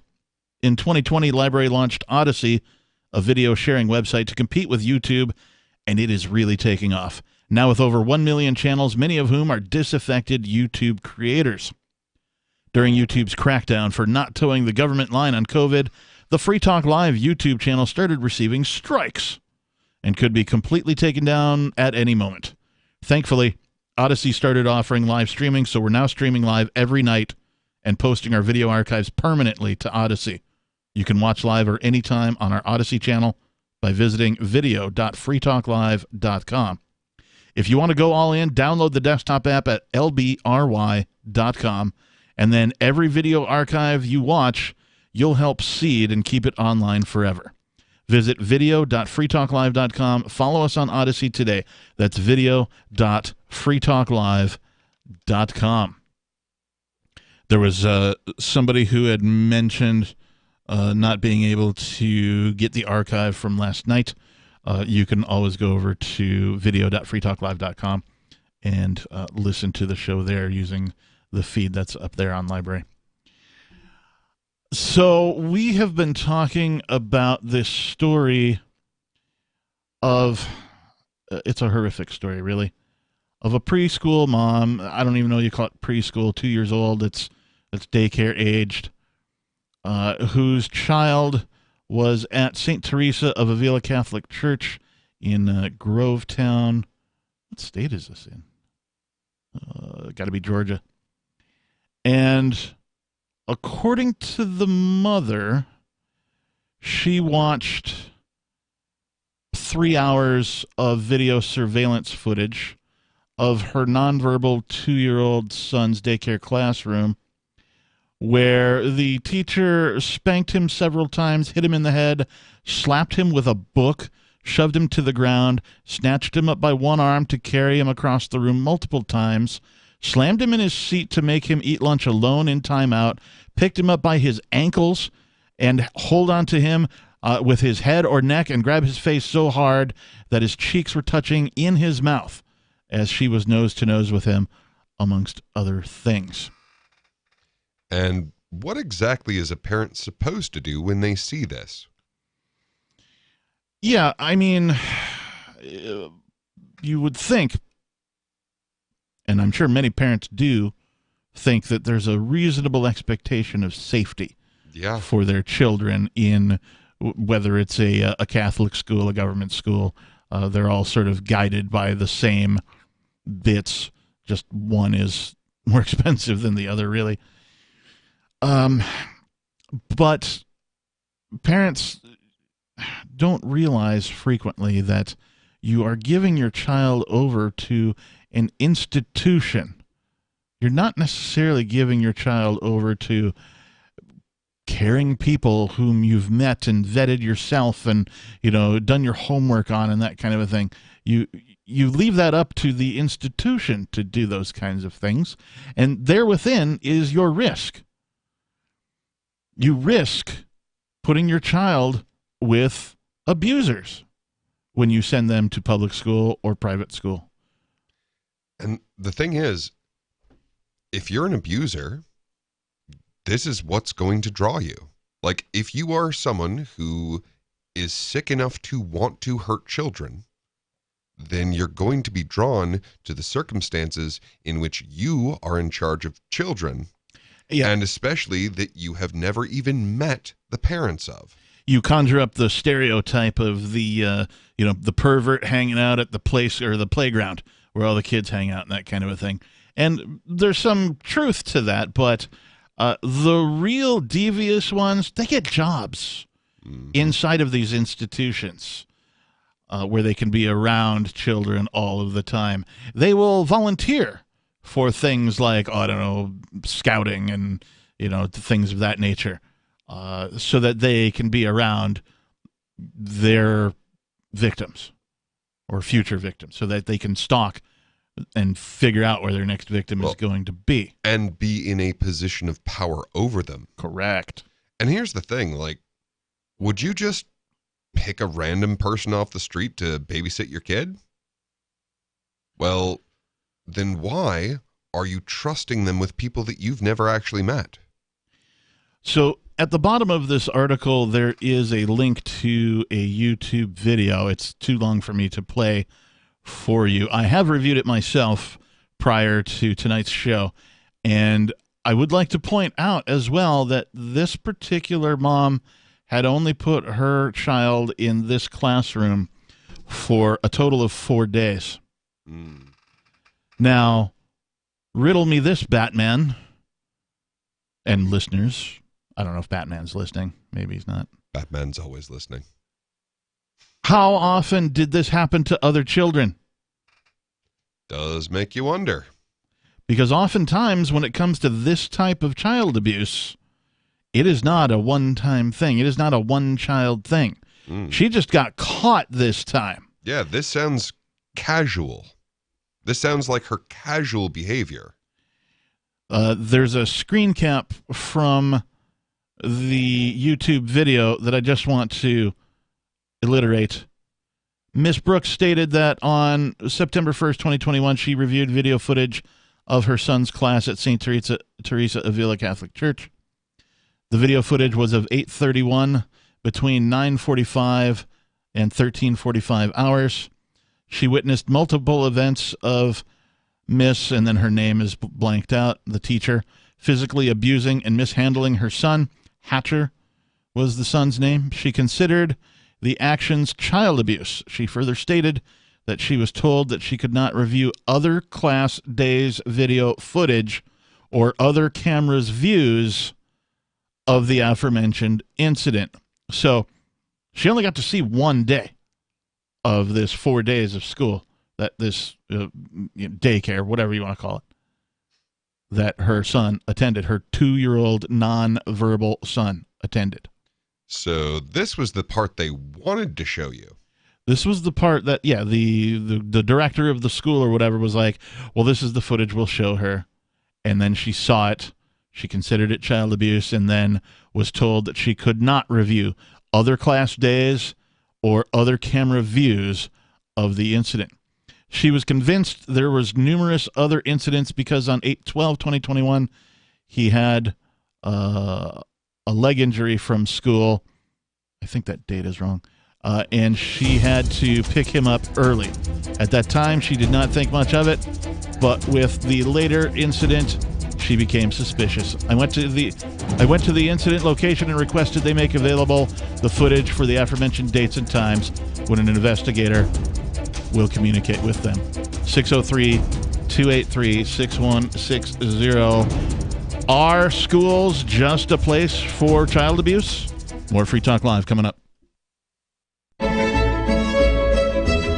Carl Watner, longtime proponent of a voluntary society, died last December. You may have seen his articles published on his website, voluntarist.com, in his newsletter, The Voluntarist, the Mises Institute, or elsewhere over the last 40 years. His newest book, I Must Speak Out, Volume 2, The Best of the Voluntarist, is now available via Liberty Under Attack Publications. This 430-page second volume spans the years of 2000 through 2020 and includes articles by Carl Watner, Hans Hermann Hoppe, Carl Hess, Benjamin Tucker, George H. Smith, Lysander Spooner, Pete Eyre, Joyce Brand, and many others. I Must Speak Out is for the newly initiated, the veteran voluntarist, or anywhere in between. Buy the book now at libertyunderattack.com/voluntarist. For more great content on building a voluntary society and for Carl's extensive archives, check out voluntarist.com.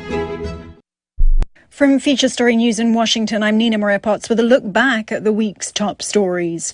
The United Nations General Assembly took center stage this week as world leaders gathered in person and some virtually to discuss a raft of global issues, including the COVID-19 pandemic, Afghanistan and climate change. US President Joe Biden made his debut at the UN General Assembly, giving his first address there as president.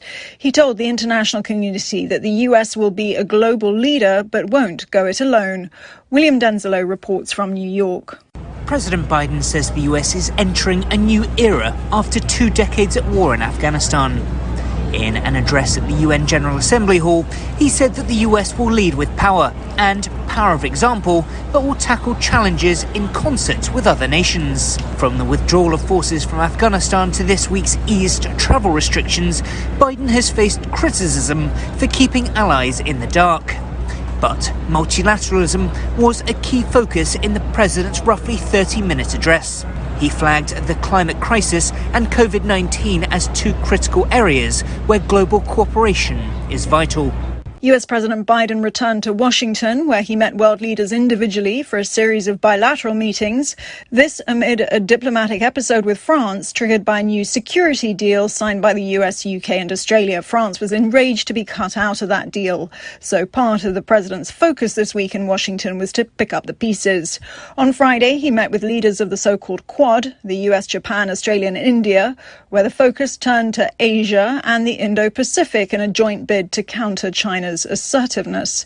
In other world news this week, the European Union has announced a new vaccine partnership with the United States. The EU says the partnership would aim for a 70% global vaccine rate by 2022 to coincide with the next UN General Assembly. Lucy Hoff has more from Brussels. Western nations had come under criticism from the World Health Organization for failing to tackle the issue of vaccine inequity, which had been described by the WHO Director General as a moral catastrophe. Speaking from the UN General Assembly in New York, EU Commission Chief Ursula von der Leyen said the EU would work alongside the United States in a new partnership to boost vaccine production in low and lower middle income countries. There'll also be coordination on investments to build regional manufacturing sites. It comes a day after President Joe Biden announced the United States would buy 500 million more Pfizer vaccines to donate overseas. Also making headlines this week, the U.S. treatment of Haitian migrants along its southern border. The U.S. Special Envoy for Haiti has resigned, saying he couldn't be associated with the Biden administration's inhumane decision to deport thousands of Haitian immigrants back to a country he described as a collapsed state. Don't miss a moment of Free Talk Live. Get our archives daily via our podcast at feeds.freetalklive.com.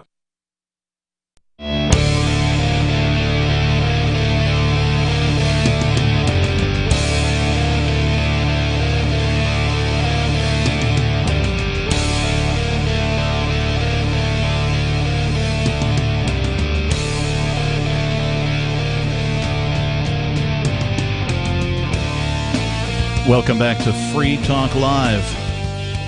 603-283-6160 is the number. Again, 603-283-6160. If you'd like to join us in the studio, it's myself, the Reverend Captain, joining me. Beakless Mountaineer. So, in addition to having to watch out for teachers abusing your children, you also need to worry about government technology surveilling your children from home.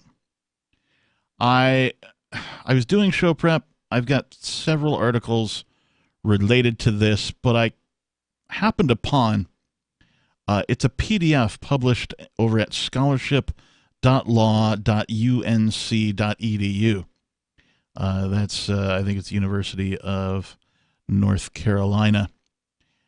And it's called The Constant and Expanding Classroom Surveillance in K-12 Public Schools by Barbara Fetters.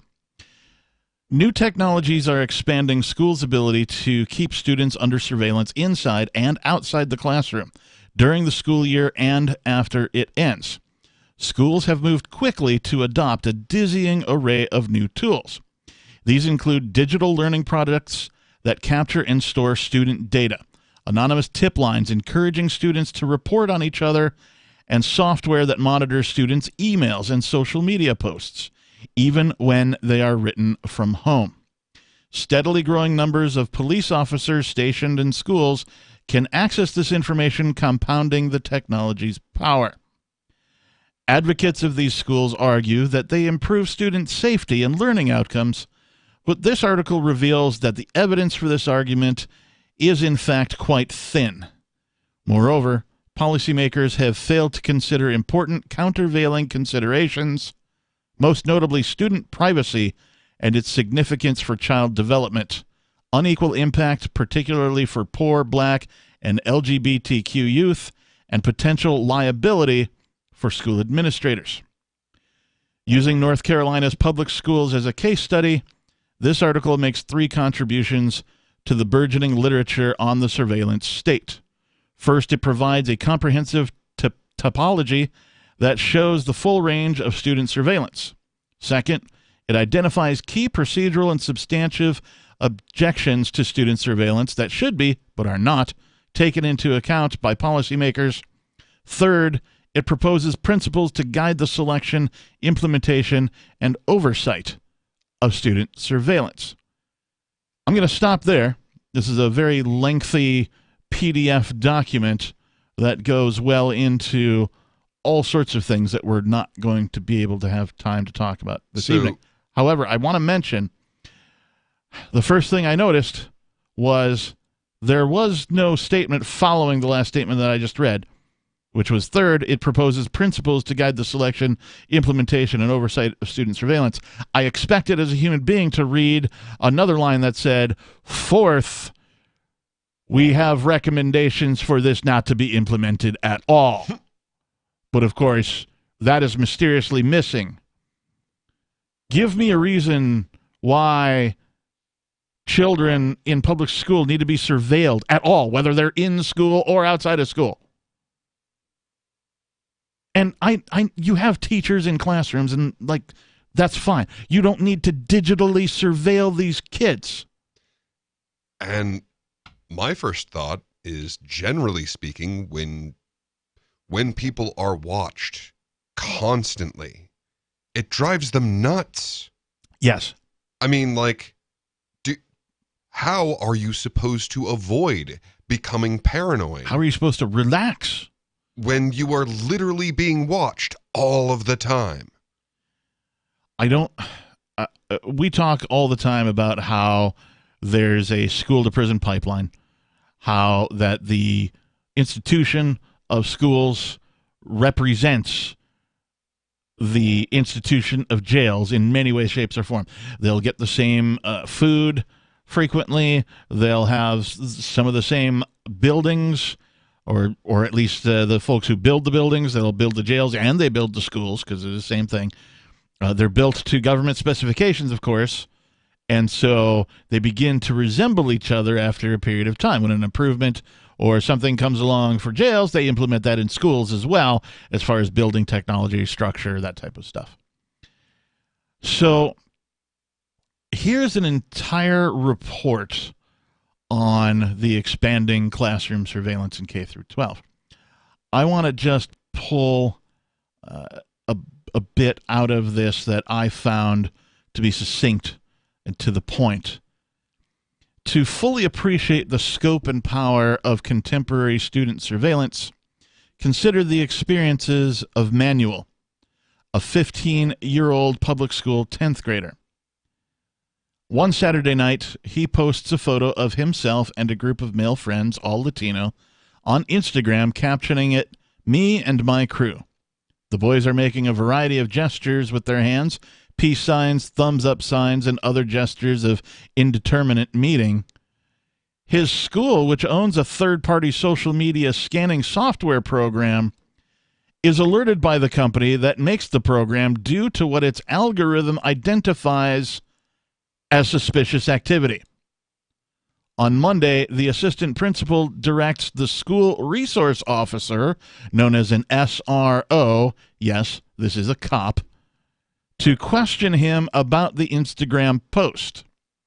Manuel explains that the photograph simply shows him and his friends having fun. Not satisfied with that explanation, the SRO trails him at every class exchange. The SRO also asks for and reviews footage from the school's video cameras the past week. The assistant principal alerts Manuel's teachers that he suspects Manuel of possible gang involvement. When Manuel sneaks a look at his cell phone during math class, his teacher confiscates it, referencing the student code of conduct prohibiting students from having their phones out in class. Later Monday night, on the school-issued laptop he uses because his parents cannot afford to buy him his own, Manuel takes a break from his homework and emails a friend to confide that he's depressed, anxious about the SRO, and angry at a mutual friend, Jose.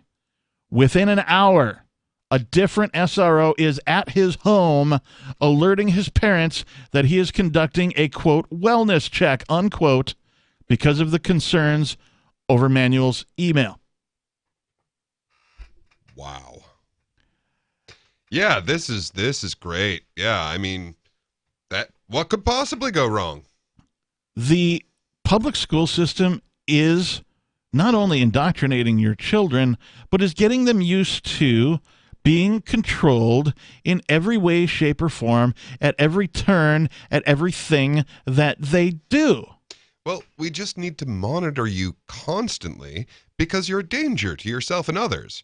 And you're a danger to yourself and others because you're being monitored constantly. The incentives here, particularly for the SRO or the school resource officer, are the incentives. He wants to keep his job, right?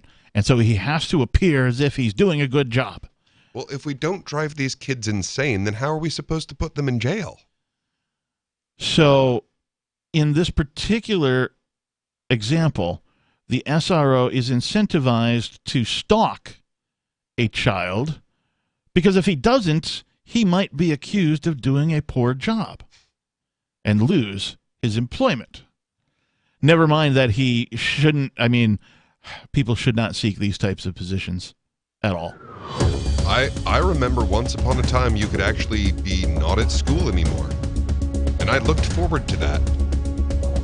Yeah, I think a lot of kids do. And is it surprise we see an increase in anxiety, an increase in mental health issues with children with this type of a thing going on? 603-283-6160. Why must children be constantly surveilled by school?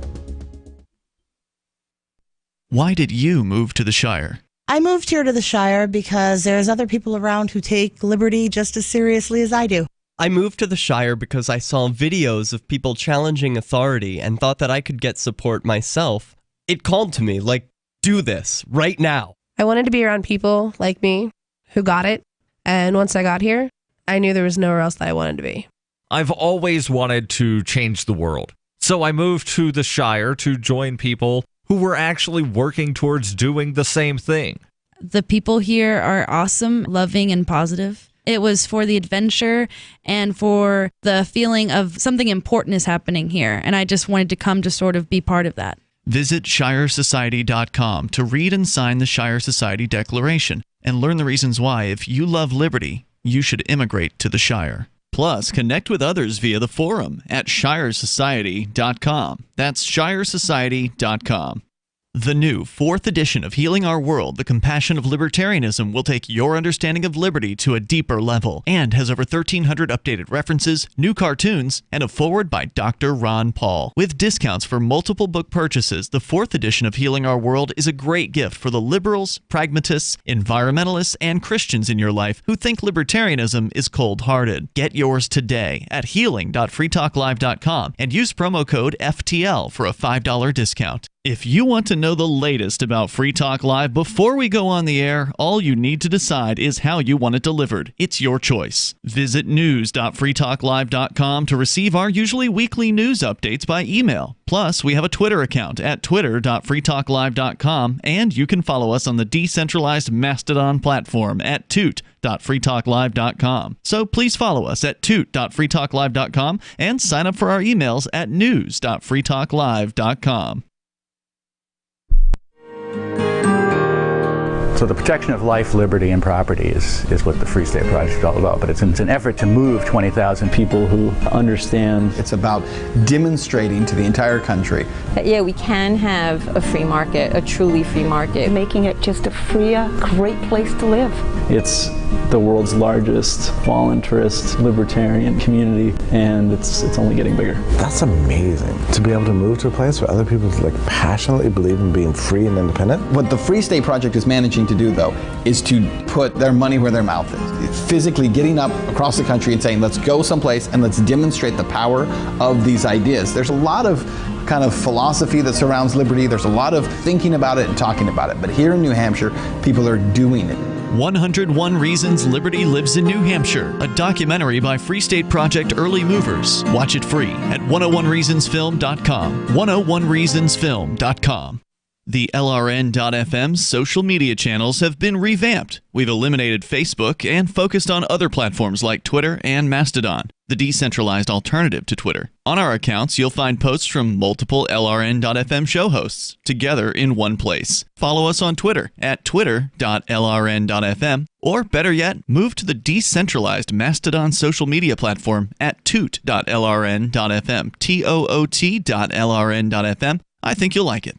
Are you tired of your taxes funding endless occupations around the world? Antiwar.com is run by people who understand that wars abroad become wars at home, wars on our freedoms. Antiwar.com is dedicated to bringing you the latest in news, views, interviews, and reviews from the top movers and shakers in the anti-occupation movement. Antiwar.com has it all, from thorough foreign policy analysis to interviews with whistleblowers who used to run the military-industrial complex. Anti-war, pro-free market. That's antiwar.com. We're still not sure why you'd want to watch, but our video feed is streaming nightly for free at cam.freetalklive.com.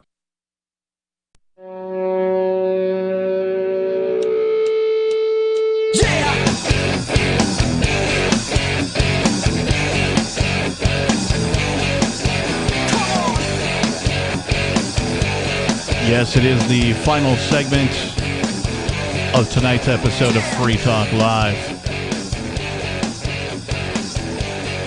We're here 7 nights a week from 7 p.m. until 10 p.m. Eastern Time. Some radio stations will choose to not play us 7 nights a week. So if you're only hearing this episode or a few of the episodes and you want to hear them all, you can always listen at freetalklive.com. We've been around since before podcasts were even a thing. We do have a live stream at freetalklive.com when the show is live. Sometimes radio stations will play us when we're not live. You might be hearing my voice right now outside of the 7 p.m. to 10 p.m. Eastern Time, and that's fine. If you want to call, however, you must call between 7 p.m. and 10 p.m. Eastern to get your voice on the radio. In the studio tonight, it is myself, the Reverend Captain Kickass, joining me. Beakless Mountaineer. We've been talking about this study done using the North Carolina public school system on surveillance of students with the rise of technology and also the whole lockdown, COVID, got a school from home, so now all kids need a laptop. I see that our added scrutiny has caused you to become depressed and anxious, and that means that we need to have more added scrutiny. Yeah. I mean, do you feel comfortable having a camera on you for 8 hours a day at your job? No. Unless you're like an actor, or something like that, where it's kind of your job to be on film and you voluntarily choose it. That does not seem acceptable to me. And then, of course, I have questions on, what happens to all of this data that these schools are collecting on your children. And I wonder, why are parents putting up with the school invading your home? Yeah, well, because parents, it seems to me, I want to call them lazy. I want to call parents lazy parenting for accepting that. It's just, well, that's what my parents did for me. They just sent me to school and I was fine. Were you really? Or did you want to leave all the time? Were you eager to, perhaps you were bored. Perhaps school didn't teach you anything. Perhaps it only served to, I don't know, indoctrinate you in some way, or served to babysit you while your parents both went to work. Well, and it's that whole, well, I want them to be educated. Okay, that's great. Do anything other than that. Honestly, let them loose on the streets. They will learn more than they do in school. Throw them into a gutter. They will learn more than they do in school. I mean, what did you learn in school? Nothing. None of us have any skills after we get out of school. Yeah, there's certainly things that school could have taught that it didn't while I was there. Right. Like balancing a checkbook. Right. They didn't go over that. Credit. They didn't talk about credit at all. How to get a good credit score, how to avoid bad credit. They didn't talk about any of that at all. Several other things. How to house and feed yourself. Yeah. Just a thought. Maybe we should go over how to house and feed yourself. So this PDF has some more in it. It says it's got actually a lot more, way more than I can get to, and I'll post a link to all of our social medias. So if you want that, social.freetalklive.com. While the federal and state education policies permits and encourages digital learning, regulators have not prioritized protecting student data available to private companies after students use digital learning technologies. And of course, during the break, I had brought up what happens to all the data collected on these children. Who gets to see that and when? Where does it go? Does it get deleted? Does it get burned? Does it, is it recycled? What happens to it? Does it get sold? The Family Educational Rights and Privacy Act, known as FERPA, is the main federal statute that governs the privacy of student data. The law protects student data and regulates access to and use of education records. It gives students and parents the right to review their education records and to challenge misleading or inaccurate information. However, the statute is not sufficiently protective of student information given technological advances. For example, it is unclear whether information about students obtained pursuant to school surveillance technologies is part of their education records. In addition, privacy advocates argue that school districts can circumvent FERPA's requirements that student data not be shared with third parties by characterizing education technology companies as school officials. What? Right. So they just decide to call the tech company a school official, and that's how they circumvent this. What manner of madness is this? Well, it's kind of like corporations given personhood, right? Oh, yes, I remember my school officials. So, Google, Facebook. So now Microsoft. Software is being considered a school official now. Another federal law aimed at protecting minors is the Children's Online Privacy Protection Act, known as COPPA. C-O-P-P-A. COPPA what? Or is that like COPPA as in, oh, they're cops? Ah, yeah, it's a COPPA, you see? It's a COPPA. Coming to arrest your children, you see? It's a COPPA. I don't know. I'm still stuck on Vice Principal Google. Yeah. Well, COPPA, which prescribes the collection of personal information from a child under the age of 13 without parental consent, it's supposed to protect that. COPPA applies to websites or online services directed at children and any operator of these products with actual knowledge that is collecting personal information from a child. The statute requires operators of children's websites to post privacy policies outlining what information is collected from children by the operator, how the operator uses such information, and the operator's disclosure practices for such information. COPPA 2 has key weaknesses in terms of privacy protection. For one, it only covers students under 13. In addition, no private rights of action are available under this statute. Instead, the Federal Trade Commission enforces the law. Yeah, the FTC is going to protect your child's data. Corporations would never take advantage of children. They're good people. This is so disturbing. I realize that might be a little heady for some people to go, so software on my children's laptop is monitoring them even when they're at home. Yes, that is what I'm saying. Yes, that is what's happening. If your child is going to school from home because of COVID or whatever, then yes, that piece of technology that's in your house is being monitored whenever it is on, and probably even if it's not.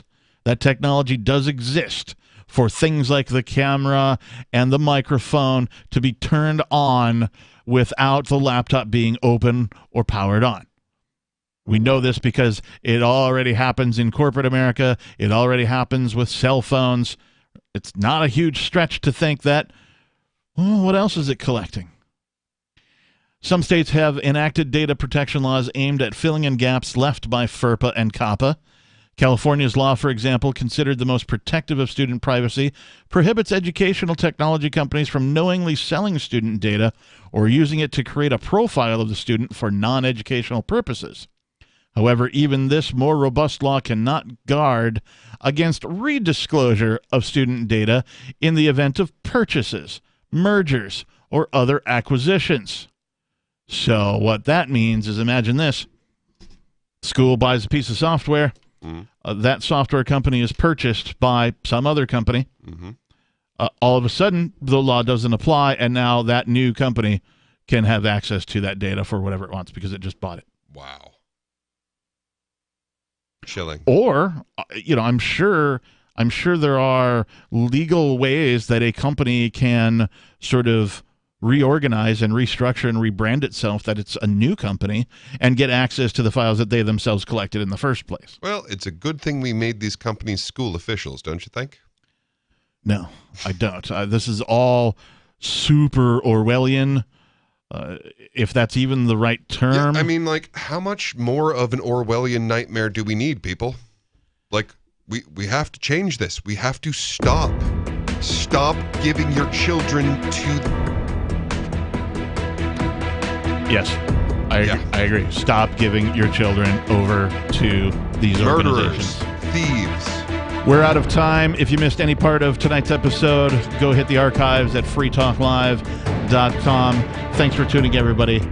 Peace.